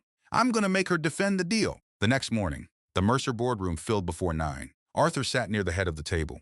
Margaret arranged folders beside him. 3 independent directors spoke quietly near the windows. Grant entered alone. He wore a dark suit and carried no briefcase. Arthur watched him take his usual seat. Where is Vanessa? He asked. I revoked her transaction authority. Arthur stopped moving. The other directors looked up. Grant continued. I also instructed counsel to suspend all Vale acquisition work. Margaret closed one of the folders. Why? Because the financial disclosures are incomplete, and because I did not authorize the use of Eleanor's signature. Arthur studied his face. Are you withdrawing from the deal? I am recommending withdrawal pending investigation. That is a change from yesterday. Yes. What changed? Grant looked toward the empty chair across from him. I did. The boardroom doors opened. Eleanor entered with Theodore Whitmore beside her. Every conversation stopped. Grant stood. Several directors rose immediately. One whispered Theodore's name. Eleanor wore a dark green dress beneath a cream coat. The small silver pendant rested at her throat. Grant looked at it with new understanding. The necklace had never been cheap. Its value had nothing to do with silver. Theodore took a seat along the wall. Eleanor walked to the opposite end of the table. Arthur began the meeting. Before we discuss the transaction, East Harbor Trust has requested a governance review. Grant looked directly at Eleanor. Are you East Harbor? Eleanor met his eyes. I am the controlling beneficiary. A board member near the windows inhaled sharply. Grant held her gaze. The truth was now public inside the room. Yet the larger truth remained hidden from most of them. Eleanor had not come to punish him with her name. She had come with documents. Margaret placed the disputed consent form in front of every director. Vanessa entered before Arthur could continue. Her red coat swung behind her. You started without me. Grant's face hardened. Your authority was revoked. Vanessa stopped. Then she saw Theodore. For the first time since Eleanor had known her, Vanessa lost control of her expression. Fear crossed her face. It vanished quickly, replaced by anger. "This is a family ambush," she said. Eleanor remained standing. "No, this is a board review." Vanessa looked at the necklace, then at Theodore. The old history had reached the room. Arthur lifted one hand. "Miss Vale, sit down." Vanessa ignored him. She looked at Grant. "You brought her into this," Grant answered quietly. "She was already in it." Eleanor opened the first folder. The Vale acquisition uses inflated property values, undisclosed related party payment, and incomplete debt reports. Vanessa laughed. "You restored paintings for a living." Eleanor turned one page. "And yet I found the numbers." Several directors shifted in their chairs. Vanessa's eyes sharpened. "You are using your family's money to interfere in your husband's company." Eleanor looked around the table. "East Harbor invested before my marriage. Its responsibility is to the company, its employees, and its shareholders." Convenient. Facts often are. Vanessa pointed toward the consent form. "What exactly are you accusing me of?" "I have not accused you yet." Vanessa's confidence returned too quickly. Eleanor noticed. Grant noticed too.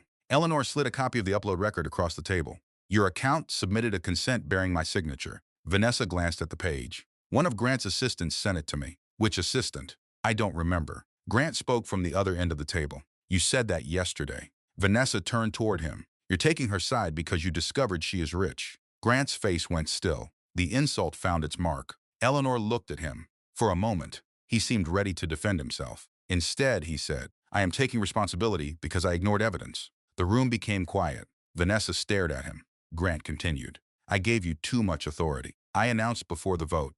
I accepted explanations I should have challenged. You did all of that because you trusted me." "Yes," her eyes softened. Then Grant added, "That trust was misplaced." Vanessa's face changed again. Arthur began asking questions about the uploaded file. Vanessa denied creating the signature. She denied knowing who did. She blamed Mercer staff, outside counsel, and the rushed timeline. Each answer created another inconsistency. Eleanor listened. She did not interrupt. Vanessa was strongest when challenged emotionally. She knew how to turn insult into sympathy and pressure into performance. Facts gave her less room. Margaret asked for the original email. Vanessa claimed it had been deleted during a system update. Arthur requested access log. Vanessa said Vale House controlled the server. Grant asked whether Richard Vale knew about the document. Vanessa said no.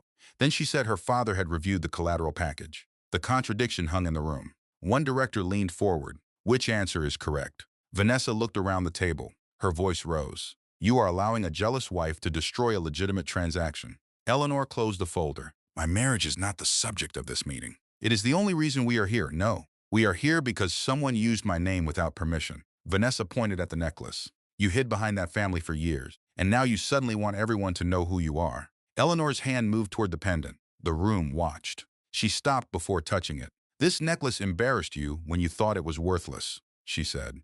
"Now it frightens you because you learned what it represents." Vanessa's face tightened. Eleanor continued, "That is the danger of judging value by appearance. You stop examining character. You stop checking facts. You begin believing expensive surfaces are proof of truth." No one moved. The lesson reached beyond Vanessa. Grant lowered his eyes. Eleanor looked at the directors. A company fails the same way. Leaders become impressed by presentation and stop asking what the numbers mean. Loyalty becomes silence. Confidence becomes permission to ignore warnings. Arthur nodded slowly. Vanessa laughed. "But the sound lacked strength. You rehearsed that." "No, I lived it." The board voted to begin a formal investigation. The Vale transaction was suspended. Grant abstained from the vote. When the meeting ended, directors left in small groups. Vanessa remained near the windows. Grant stood beside the table. Theodore waited near the door. Eleanor gathered her papers. Grant approached slowly. "Can we speak?" "We just did, alone." Eleanor looked toward Vanessa. She was watching them. "No," Eleanor said. "Not today." Grant swallowed. "I did not know about the signature." "I believe you." His face changed with surprise. "You do. I believe you did not forge it." Relief appeared. Eleanor continued. "I also believe you created the conditions that allowed it." The relief disappeared. "You gave Vanessa authority because she praised every decision. You dismissed Arthur because he challenged you. You ignored me because I did not make you feel powerful." Grant looked down. "I know, knowing is the beginning. What comes after?" "Consequences." He nodded. "I suspended the deal." "You should have." "I revoked Vanessa's access." "You should have done that sooner." "I want to fix this." Eleanor looked at him. Then stop asking me for instructions. Grant stood very still. She lifted the folder. "Find out what you damaged. Repair what you can. Accept what you cannot recover." His eyes held hers. "Is our marriage one of those things?" Eleanor's answer did not come quickly. Before she could speak, Vanessa's voice cut through the room. This is not over. Everyone turned. Vanessa stood near the window with her phone in one hand. Her face had regained its composure. My father has called an emergency lender meeting, she said. If Mercer withdraws, the Vales will enforce the termination clause. Arthur frowned. There is no valid termination clause without board approval. Vanessa smiled. There is if Grant signed the preliminary guarantee. Grant's face changed. Arthur looked at him. You signed before the vote. Grant said nothing. Vanessa's smile grew. The guarantee activates if Mercer causes the transaction to fail. That means the founder's shares become collateral. Eleanor turned toward Grant. How many shares? His silence answered before the number did. Enough, Vanessa said, to challenge East Harbor's control. The room went quiet. Eleanor looked at the man she had once trusted with every future she imagined. Grant had not merely risked their home. He had risked the company itself. Vanessa walked toward the door. As she passed Eleanor, she lowered her voice. You may own the largest block today. Let's see how long that lasts. She left. Arthur reached for the guarantee file. Margaret opened her laptop. Theodore's expression became cold. Grant stood at the center of the room, finally understanding the scale of what he had signed. Eleanor looked down at her grandmother's pendant. The evidence against Vanessa was growing. So was the danger. The truth had entered the room. It had not saved them. It had only revealed how much remained at risk. The here in plain sight, the emergency lender meeting began at 11:30 that morning. By 11:40, Grant understood that Vanessa had planned farther ahead than anyone realized. The Mercer boardroom was full again. This time, the room included 2 bank representatives, outside counsel, 3 independent directors, Arthur Bell, Margaret Hale, Vanessa, Richard Vale, Eleanor, Theodore Whitmore, and Grant. No one touched the coffee. A copy of the preliminary guarantee lay in front of every person at the table. Arthur tapped the first page. This document was never approved by the board. Richard Vale folded his hands. It did not require full approval at the preliminary stage. It pledged founder shares, Arthur said. That affects control. It pledged them only if Mercer caused the transaction to fail. Grant looked at Richard. The transaction was never valid. Richard's face remained calm. That has yet to be determined. Margaret turned a page. The board had not voted. Spousal consent was false. The financial disclosures were incomplete. What exactly do you believe is valid? Vanessa leaned back. The intent. Eleanor looked at her. Vanessa continued. Grant intended to close. Mercer publicly announced the partnership. Vale House stopped pursuing other investors. We relied on that commitment. You relied on pressure, Eleanor said. Vanessa smiled faintly. Pressure is part of business. So is consent. Several people looked down at the forged signature. Vanessa ignored them. Richard spoke to the lenders. Vale House acted in good faith. Mercer is attempting to withdraw because of a domestic dispute involving its chief executive and his wife. Eleanor did not react. That was the story the Valeys wanted. A jealous wife. A damaged marriage. A wealthy family using financial power to settle a private score. If Eleanor became angry, Richard would use it. If Grant defended her too passionately, Richard would claim the board had lost objectivity. Theodore had warned Eleanor before they entered the room. They will try to make your pain more important than their fraud, he said. What should I do? Keep returning to the facts. What if they insult me? They will. That was not an answer. Theodore looked at her. You are allowed to be hurt. You are not required to let hurt drive the meeting. Now Eleanor placed both hands on the table. Mr. Vale. My marriage is irrelevant to whether your company concealed debt. Richard turned toward her. Your control of East Harbor is very relevant. Then let us discuss it. Vanessa's eyes narrowed. Grant looked at Eleanor. She had not planned to reveal everything today. The family council had not approved any public disclosure. Even confirming her position inside a lender meeting carried risk. But Vanessa had already connected her to East Harbor. The story was moving without Eleanor's permission. Silence would no longer protect her. Margaret opened a blue folder. East Harbor Trust invested in Mercer Urban Development 8 years ago, she said. Its authority predates the current marriage dispute and the Vale transaction. Richard nodded. No one disputes the timing. You implied the trust acted because Mrs. Mercer was personally offended. Did it not? Eleanor answered. It acted because your company submitted false information. Vanessa leaned forward. You only started asking questions after the gala. So the gala caused this review. The gala caused me to pay attention. A director near the window looked up. Eleanor continued. That distinction matters. A warning may arrive during a painful event. The pain does not make the warning false. Arthur nodded. Richard looked at the lenders. East Harbor remained passive for years. Then Eleanor's marriage began to fail. And suddenly the trust became aggressive. Grant spoke before Eleanor could answer. That is my fault. Every face turned toward him. Richard's expression sharpened. Grant placed his palms on the table. I treated East Harbor's silence as approval. I treated Arthur's questions as resistance. I treated Vanessa's support as proof that the deal was sound. Vanessa stared at him. You are trying to save yourself. No, Grant said. I am stating what happened. You were confident before your wife revealed who she was. Grant looked at her. I was arrogant before I understood what I had ignored. The words cost him. Eleanor could see it.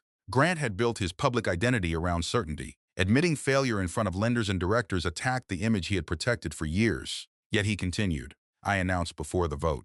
I gave Vanessa transaction authority without proper limits. I signed a preliminary guarantee before the board completed its review, Arthur asked. Did anyone pressure you to sign? Grant glanced at Vanessa. She said the Vale family would walk away unless I proved commitment. Vanessa laughed. You signed because you wanted the deal. Yes. The answer surprised her. Grant did not deny his choice. He did not place the blame entirely on Vanessa. I wanted it badly enough to stop asking the right questions, he said. Eleanor lowered her eyes for a moment. Responsibility did not erase harm. Still, this was the first time Grant had spoken without trying to control how others judged him. Richard turned toward the bank representatives. My daughter did not force Mr. Mercer to sign. No, Eleanor said. She gave him incomplete information and used his fear of losing status. Richard's voice cooled. That is speculation. Eleanor opened another folder. Then let us discuss evidence. She passed copies of the Vale House debt summary around the table. The first page listed the reported debt. The second listed liabilities moved into related companies. The third showed fees paid to VVM services. One lender read the figures twice. These numbers were not in the package we received. They were not in ours either, Arthur said. Richard looked at Vanessa. She remained composed. Those are operating arrangements, she said. Margaret answered. They are obligations. They are internal. They affect value. The hotels remain profitable. Eleanor turned another page. 2 are losing money. One is operating under a temporary lender waiver. One faces a tax lien. Vanessa's voice sharpened. You are presenting documents without context. Then provide context. Vanessa opened her mouth. Eleanor waited. The room waited with her. Vanessa looked toward her father. Richard answered instead. Vale House is restructuring. Every legacy company carries complexity. Complexity is not permission to hide debt, Eleanor said. Richard's eyes became almost impossibly cold, like dark glass over a locked office. You speak with confidence for someone who has never managed a hotel group. I do not need to manage a hotel to read a liability. Vanessa folded her arms. You restored paintings. Eleanor looked at her. Yes, several directors shifted, expecting another insult. Eleanor continued calmly. Restoration taught me to examine layers. Damage is often covered because someone wants the surface to remain attractive. The first rule is simple. Never trust the surface more than the evidence beneath it. Arthur looked down, hiding the beginning of a smile. One of the lenders nodded. Vanessa did not. You are enjoying this, she said. Eleanor's expression changed. No, the single word stopped the room. I am pregnant, Eleanor continued. My marriage may be ending. Someone copied my signature. The company my husband built is at risk. There is nothing enjoyable here. Vanessa's face hardened. Then why bring your grandfather? Because Whitmore Atlantic has historical records involving Vale House. Richard looked at Theodore for the first time. Theodore sat against the wall, silent until then.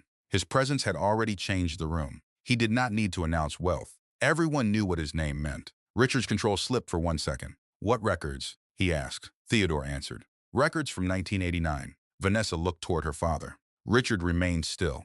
Eleanor opened a thin archival file. Inside were copies of hotel valuation, letters, and board notes. Your father approached Whitmore Atlantic for a rescue investment, Eleanor said. My grandmother declined after discovering inflated property values and undisclosed guarantees. Richard's voice became flat. That was decades ago. The strategy is the same. It is not. Then explain the similarities. Richard looked at the lenders. This is irrelevant family history. It shows a repeated method, Margaret said. Vanessa turned on Eleanor. You searched through old records because I insulted your necklace.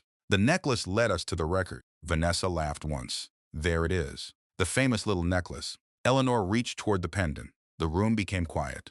Vanessa's eyes followed her hand. You still think this is a game of symbols, Eleanor said. I think your family likes symbols because they make ordinary power look sacred. Theodore's gaze sharpened. Eleanor touched the silver clasp behind her neck. My grandmother wore this when she refused your family's first request for a rescue.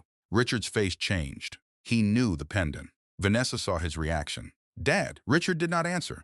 Eleanor removed the necklace and placed it on the table. The thin chain made almost no sound. The pendant rested between the debt report and the false consent form. It is silver, Vanessa said. That does not make your argument stronger. No, Eleanor replied. The documents do. She turned the pendant over. The engraved star faced the table. Then she pressed the edge of the clasp with her thumbnail. The folded wings opened. A tiny circular seal appeared inside. The design matched the mark on the old Whitmore records. Arthur leaned closer. One of the directors whispered, What is that? Theodore answered. The Whitmore succession seal. The room changed. The lenders looked at Eleanor. The independent directors stopped turning pages. Grant stared at the open clasp. He had seen Eleanor wear the necklace at dinners, museum events, and quiet Sunday breakfasts. He had never once asked what it meant. Vanessa looked at Richard. You knew. I recognized it last night. He said. You told me you were uncertain. I was. That is another lie, Eleanor said. Richard's eyes moved toward her. She held his gaze. You knew enough to send a researcher to the Whitmore archive before dawn. Vanessa turned sharply toward her father. You contacted the archive. Richard remained silent. Eleanor placed the printed email on the table. The lender nearest him picked it up. Please confirm whether Eleanor Mercer has any authority connected to East Harbor Trust. Vanessa read the sentence over his shoulder. Her face drained of color. You knew she controlled East Harbor. She said, I suspected. And you said nothing. I needed confirmation. Vanessa stood. You let me walk into that board meeting without telling me. Richard's voice stayed low. Sit down, no. Vanessa, you knew the deal was in danger. I knew panic would make you careless. The statement cut through the room. Vanessa stared at him. Richard realized too late what he had admitted. Margaret spoke immediately. You expected your daughter to continue pressuring Grant while you investigated Eleanor's identity. Richard turned toward her. I said no such thing. You said panic would make her careless, Arthur replied. That implies a strategy already in motion. Vanessa looked at her father. You used me. Richard's expression hardened. I protected this family. You let me take the risk. You wanted Grant. I wanted the acquisition. The words escaped before she could stop them. Grant closed his eyes briefly. There it was. The clearest truth Vanessa had spoken. She looked at him. Grant, I did care about you. He opened his eyes. Did you? Yes. More than the hotels. Vanessa did not answer. Grant nodded slowly. That is what I thought. Richard stood. This meeting is becoming emotional and unproductive. Eleanor picked up the forged consent. No, it is becoming clear. She turned toward Vanessa. You submitted this document. I submitted what I received. From your father. Vanessa looked at Richard. He remained silent. Eleanor watched her face. For months.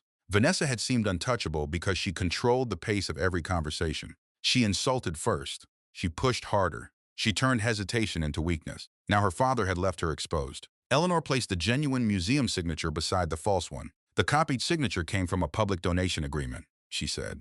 The file was downloaded from a Vail House server 2 days before your account submitted the consent. Margaret passed around the access report. Vanessa looked at the page. You cannot prove I downloaded it. The account belonged to your executive office. My staff had access. Which staff member? I do not know. Who instructed the staff? I did not. Who needed the consent? Mercer. Who wanted the deal closed before the board vote? Everyone at this table. Arthur shook his head. No. Vanessa looked around. Her voice rose. You all benefited from the announcement. The stock increased. The press loved it.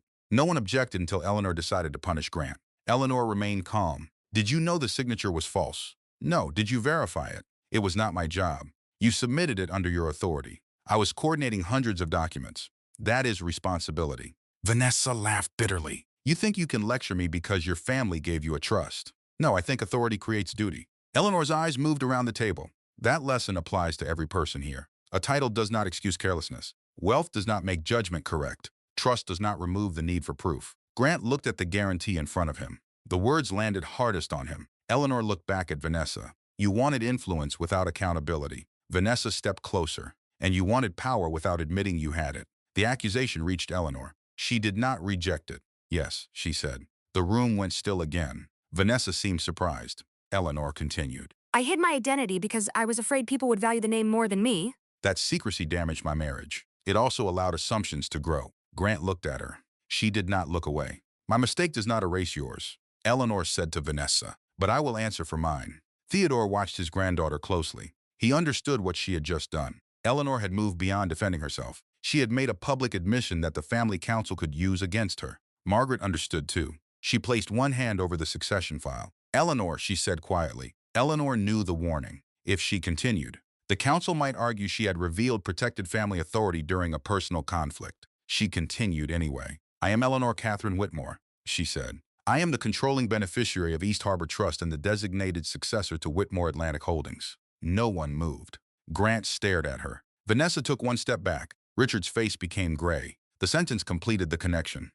The necklace, the trust, the early investment, the family records. The quiet woman seated at table 12. Eleanor looked directly at the bank representatives. East Harbor is exercising its right to stop the Vail acquisition. The trust is also requesting the immediate suspension of any transfer involving Grant Mercer's founder shares until the guarantee's validity is reviewed. One lender closed the guarantee. That request carries substantial weight. Richard spoke quickly. The Whitmore family cannot simply interfere because its heir regrets her marriage. Theodore stood. The trust acted undocumented. Richard pointed toward Eleanor. She just admitted this is personal. I admitted that my secrecy had consequences, Eleanor replied. I did not admit the debt was imaginary. Arthur raised his hand. The board will vote on the suspension. The directors cast their votes. One by one. The result was unanimous. The Vail acquisition remained frozen. Grant's founder shares could not be transferred until the guarantee was reviewed. Vanessa looked at Eleanor with open hatred. You think you won. Eleanor picked up the necklace. No, then why do you look so calm? Because the truth is finally in the room. Vanessa leaned closer. And what happens when your family decides you use them for revenge? Theodore's expression changed. Margaret looked toward the conference room door. Before Eleanor could answer, Theodore's phone rang. He checked the screen. The family council. He answered without leaving the room. Yes, everyone watched him listen. His face remained controlled, but his eyes darkened. When? He asked. Another pause. I understand. He ended the call. Eleanor knew before he spoke. The council has called an emergency succession review, Theodore said. Grant looked between them. What does that mean?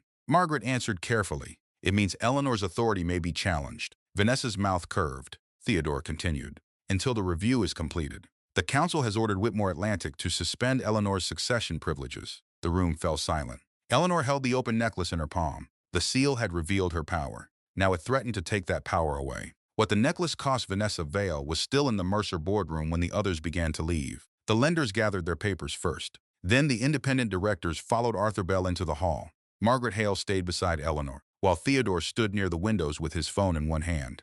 Grant remained at the table. No one knew where to look. The acquisition had been frozen. The founder's shares were protected for the moment. Eleanor had revealed her identity, and the Whitmore Council had answered by suspending her succession privileges. One truth had stopped the Vail deal. Another had placed Eleanor's future in danger. Vanessa closed the folder in front of her. You should enjoy this while it lasts, she said. Eleanor looked at her. Enjoy what? The performance. There was no performance. Vanessa laughed. You entered the room with Theodore Whitmore, opened a family relic, announced your bloodline, and watched everyone fall silent. Eleanor placed the necklace around her neck again. I presented evidence. You humiliated me. You humiliated yourself. Vanessa's face hardened. Grant rose from his chair. Vanessa, leave. She turned toward him. This is still my family's transaction. The transaction is suspended. You cannot suspend the termination guarantee. I can challenge it. And while you do, your company burns through cash. Grant's voice stayed level. That is my responsibility. Vanessa studied him. You have learned that word quickly. Too late. Her eyes shifted to Eleanor. This is what she wanted. She wanted you ashamed. Eleanor picked up the consent form. I wanted to know who used my signature. Vanessa looked at the page. Her expression barely changed, but the movement in her eyes was enough. Eleanor saw fear. Come with me, Eleanor said. Vanessa frowned. Where? To Vail House headquarters. Richard Vail stepped forward from the far end of the room. My daughter is going nowhere with you. Eleanor turned to him. Then you can come too.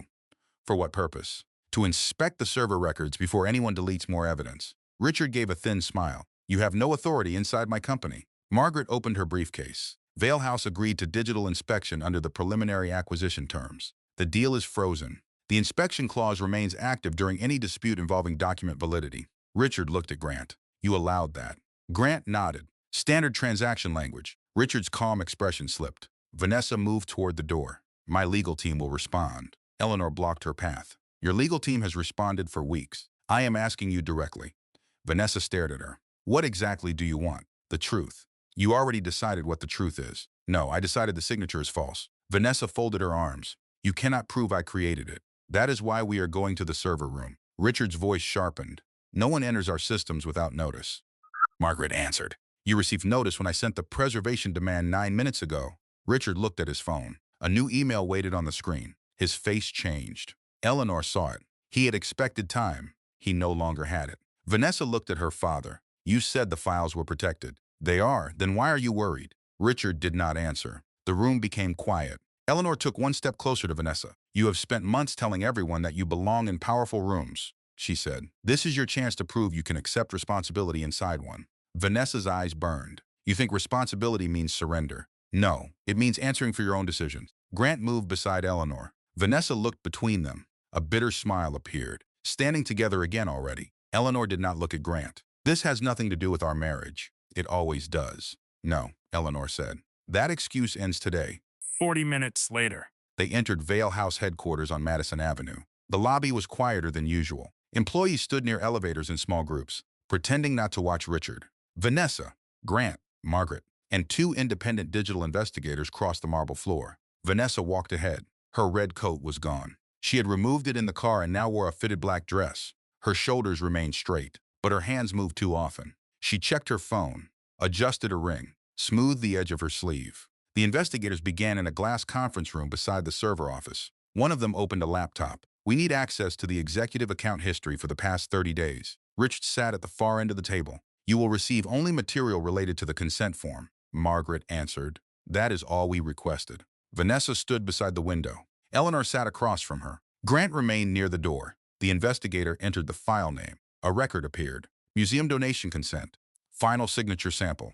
The room changed. Vanessa's face remained still. The investigator clicked. The file had been downloaded from a public museum archive at 2:14 in the morning. The login belonged to Vanessa's executive account. Vanessa spoke quickly. Several people had access. The investigator opened the device record. The download came from a laptop assigned to you. I carried that laptop between offices. Who used it that night? I do not remember. The investigator opened a second record. The file had been placed into editing software 8 minutes later. The copied signature was isolated from the page. Richard looked toward his daughter. Vanessa's voice rose. That proves nothing. Grant looked at the screen. You told me an assistant sent it. I said I received it through staff. No, Grant said. You said one of my people sent it. Vanessa turned toward him. I was under pressure. So you lied. I was trying to protect the deal. Eleanor spoke quietly. Did you create the signature? Vanessa looked at her. No, the investigator opened another file. A draft message appeared. The text was incomplete. Grant will never notice. His wife signs everything with that weak little curve. No recipient was listed. No sender appeared. It had been saved inside Vanessa's account. The silence that followed was heavy. Richard closed his eyes. Grant stared at Vanessa. Eleanor looked at the sentence again. Weak little curve. Vanessa had studied her signature closely enough to mock it. Did you write that? Eleanor asked. Vanessa's face had lost color. It was a note. To whom? It was never sent. That does not answer the question. Vanessa looked toward her father. He did not help her. She turned back to Eleanor. You want a confession?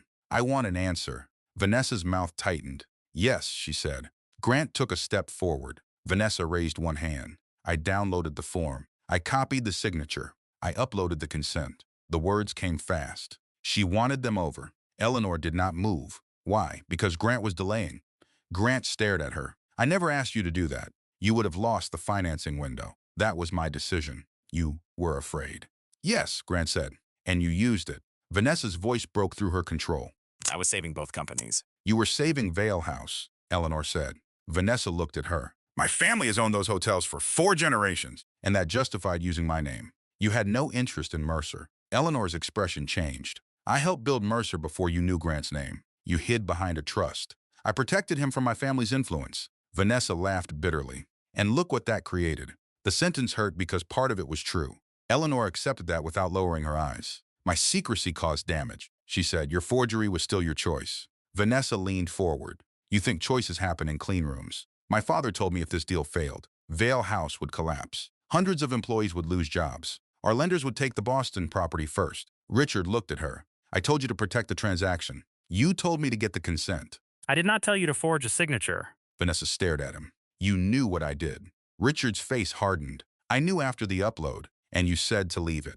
Richard did not answer. Grant looked between them. So both of you knew. Vanessa turned toward her father. You said Grant would sign anything once the announcement was public. Richard's voice became cold. Enough. No. You wanted me to charm him. You wanted me to keep him excited. You wanted me to make his wife look like an obstacle. Richard stood. You are embarrassing yourself. Vanessa laughed. The sound carried anger and grief. You taught me that embarrassment was worse than lying. No one spoke. Vanessa looked at Eleanor. For years. My father told me the Whitmores destroyed our family. He said your grandmother smiled while she refused us. He said the Vale has lost 3 hotels because your family wanted us weak. Eleanor shook her head. The records show your grandfather inflated the values. That is your version. It is documented. My father called it strategy. Richard moved toward the door. Margaret blocked him. You are staying until the preservation order is complete. He glared at her. She did not move. The investigator saved the records. Margaret turned toward Eleanor. We have enough to challenge the guarantee and refer the forged consent for legal review. Vanessa sat down slowly. What happens now? Eleanor looked at her. The board will remove Vale House from the transaction. My family will lose everything. You may lose control, Eleanor said. That is different from losing everything. Vanessa gave a harsh laugh. You can say that because you have billions behind you. Eleanor touched the necklace. I may lose my succession rights today. You will still be wealthy. Yes, Vanessa waited. Eleanor continued. Money can reduce fear. It does not erase consequence. It also does not excuse what I did wrong. Vanessa looked away. For the first time, the fight left her face. Grant stepped toward the table. I will testify that I never authorized the false consent. Vanessa looked at him. You would destroy me. You used my company, my marriage, and Eleanor's name. I cared about you. Grant's expression became tired. You cared when I was useful. Vanessa's eyes filled, though no tears fell. Do you think she cared more? She hid an empire from you. Grant glanced at Eleanor. She did. Eleanor held his gaze. Grant continued, and I will deal with what that means. It does not make your forgery smaller. Richard tried to leave again. This time, 2 Vale House lawyers entered and asked him to remain. The confrontation was over. The consequences had begun. By evening, the Mercer board voted to terminate the acquisition. Vale House's lenders agreed to a temporary restructuring instead of immediate foreclosure, but only if Richard stepped down from operational control. Vanessa was removed from every executive role and placed under formal investigation for the forged consent. Grant resigned as chief executive before the board could ask. Arthur stared at him across the table. You built this company. That does not entitle me to lead it after I risked it for pride. You could remain during the transition. Grant shook his head. I would spend every decision trying to prove I deserve the chair. Mercer cannot afford that. Eleanor sat near the windows. She watched him sign the resignation. There was no applause. No dramatic speech. Grant placed the pen down and looked at the employees gathered outside the glass walls. I want my founder shares placed into a compensation trust until the losses from the failed transaction are calculated, he said. Margaret looked surprised. That is a large commitment. I signed the guarantee. The board may recover most of the exposure through litigation. Then the remainder goes to employees whose bonuses were frozen. Arthur studied him. Your apartment is also at risk. Grant glanced at Eleanor. The apartment should be transferred to her if the consent challenge succeeds. Eleanor looked up. We own it jointly. You should keep it for the baby. This is not a negotiation between us. I know, his voice carried no demand. I am stating what I will offer. The board accepted his resignation. Grant left through the main lobby. Passing the company logo he had once imagined would outlive him. No cameras waited outside. No one chased him. The city simply continued. 2 days later, Eleanor entered the Whitmore Council Chamber in Boston. The room occupied the second floor of the family's Beacon Hill residence. Dark wood covered the walls. Portraits of former chairmen watched from gilt frames. Former chairmen. Every face belonged to a man. Eleanor noticed that before she sat. 9 council members waited around an oval table. Theodore took his place near the center. Margaret sat behind Eleanor as counsel. The silver necklace rested at Eleanor's throat. A council member named Charles Whitmore opened the hearing. You revealed a protected succession symbol during an active marital dispute. Yes, Eleanor said. You exercised trust authority against your husband's company. I exercised it against a transaction carrying false documents and undisclosed debt. The timing creates concern. The facts created urgency. Charles folded his hands. You could have referred the matter privately. I did. Then you could have waited. The founder's shares were at risk. You also admitted personal anger. A murmur passed around the table. Theodore watched Eleanor without speaking. Charles leaned forward. Do you understand why the charter separates family authority from personal grievance? Yes. Then why should this council restore your privileges? Eleanor looked around the room. Because leadership without honest emotion becomes dishonest leadership. Several members frowned. She continued. I was hurt. I was angry. I was also correct about the transaction. If this council believes anger cancels evidence, then any person who harms an heir can escape accountability by calling the response personal. Charles's expression hardened. You concealed your identity from your husband. Yes, that decision contributed to the conflict. Yes, you admit poor judgment. I admit fear. The room became quiet. Eleanor touched the pendant. I wanted someone to love me without knowing the Whitmore name. I believed secrecy would protect that love. Instead, it allowed my husband to build a false picture of me, and I allowed the picture to stand. Charles looked at Theodore. Theodore remained silent. Eleanor continued. My mistake was hiding power. Grant's mistake was worshiping status. Vanessa's mistake was treating other people as tools. Each of us created harm for a different reason. What price are you willing to pay? Charles asked. Eleanor had expected the question. She opened a folder. I will surrender my personal claim to the Cape property and half of my direct inheritance. The room erupted. Theodore's head turned sharply. Margaret whispered, Eleanor. She continued before anyone could stop her. The assets will fund employee ownership programs across Whitmore Atlantic subsidiaries. Charles stared at the proposal. You would give up hundreds of millions of dollars. Yes, to prove what? That succession is a duty. One council member shook his head. This is unnecessary. It is necessary to me. Why? Because I spent years believing the family name was a danger. I treat it as something to hide. I want to prove I understand what it should be used for. Charles looked at the other members. Theodore finally spoke. I oppose the surrender. Eleanor turned toward him. You told me truth has a cost. I did not tell you to waste assets. I am not wasting them. You are reacting. No. I prepared the trust structure with Margaret. Theodore looked at Margaret. She gave a small nod. He leaned back, clearly unhappy. Charles closed the folder. The council will recess. They returned 40 minutes later. Eleanor stood when they entered. Charles remained standing. The council has voted to restore your East Harbor authority. Eleanor released a slow breath. Your succession status will remain under review for 6 months. The relief disappeared. Charles continued. The proposed asset surrender is rejected in its current form. Eleanor frowned. Why? Because sacrifice alone does not prove judgment. Theodore's eyes shifted toward her. Charles placed a revised document on the table. You will lead the employee ownership initiative for 3 years. Funding will come from a smaller portion of your inheritance and matching Whitmore Atlantic capital. Eleanor, read the page. You are giving me the work instead of accepting the money. A faint smile touched her face. That is fair. Charles nodded. Leadership is not proven by giving away what you possess. It is proven by remaining accountable after the dramatic moment has passed. The words stayed with Eleanor. Outside the chamber, Theodore waited beside the staircase. You frighten me, he said. Eleanor looked at him. You hit it well. I have practice. You opposed the proposal. It was too much. You once told me wealth should be used. Used, not thrown into a fire to punish yourself. Eleanor looked down at the necklace. I thought giving it up would prove I was different. Theodore shook his head. Good leaders do not need to suffer more than necessary. They need to serve longer than is convenient. Eleanor smiled. That sounds like something grandmother would say. It was. 3 months later, Eleanor sat in a small prenatal clinic near Central Park. The office had soft yellow walls and a shelf filled with children's books. Grant arrived 5 minutes early. He carried a paper bag. Eleanor looked at it. What is that?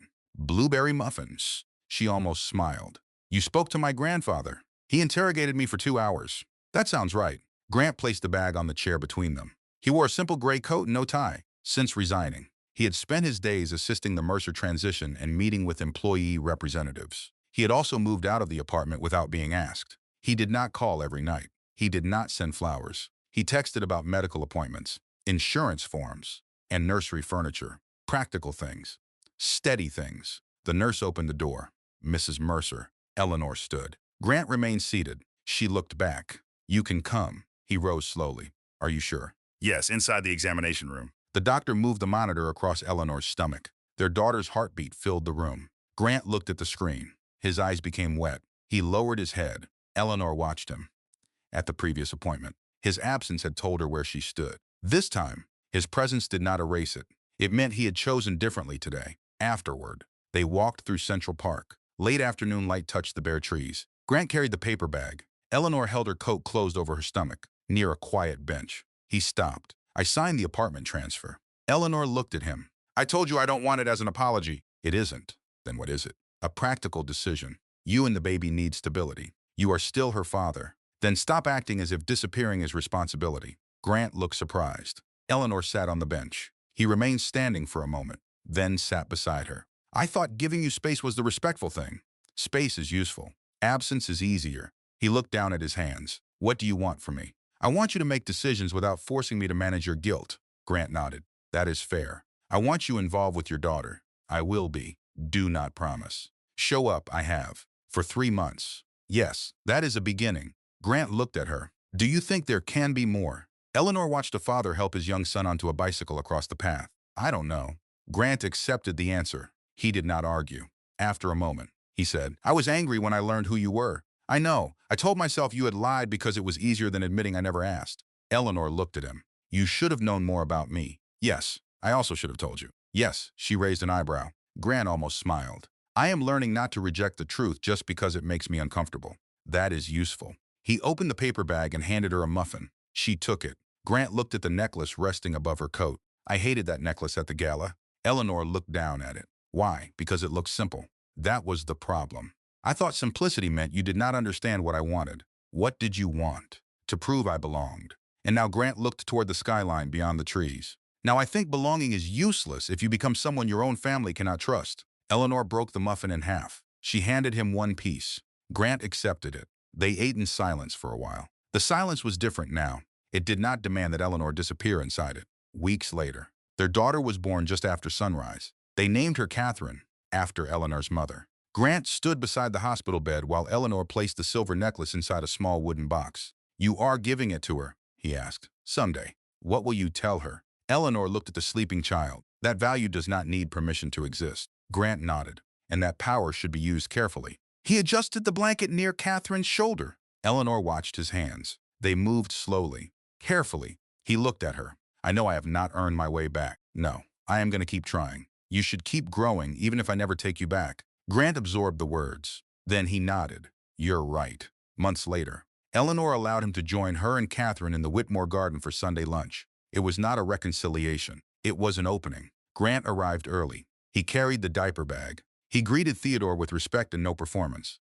When Catherine began crying, he took her without being asked. Eleanor watched from beneath the old oak tree. The necklace rested inside the house, locked away for the future. It had exposed greed. It had revealed history. It had also forced Eleanor to confront her own fear. The lesson was never that a simple object could secretly be worth billions. The lesson was that people often reveal their values when they believe another person has none. Eleanor had spent years hiding her name to protect love. Now she understood something stronger. Real love did not require wealth. It required truth. It required respect. And it required the courage to leave when those things disappeared, even if the person who caused the harm promised to change. Grant approached with Catherine asleep against his shoulder. "She finally gave up," he whispered. Eleanor looked at their daughter, then at him. "She trusts you." Grant's expression changed. "I won't waste that." Eleanor believed he meant it. Belief was no longer enough by itself. Still, it was a place to begin. All elements within this narrative are fictional and crafted for storytelling purposes. The author bears no intention of referencing real people,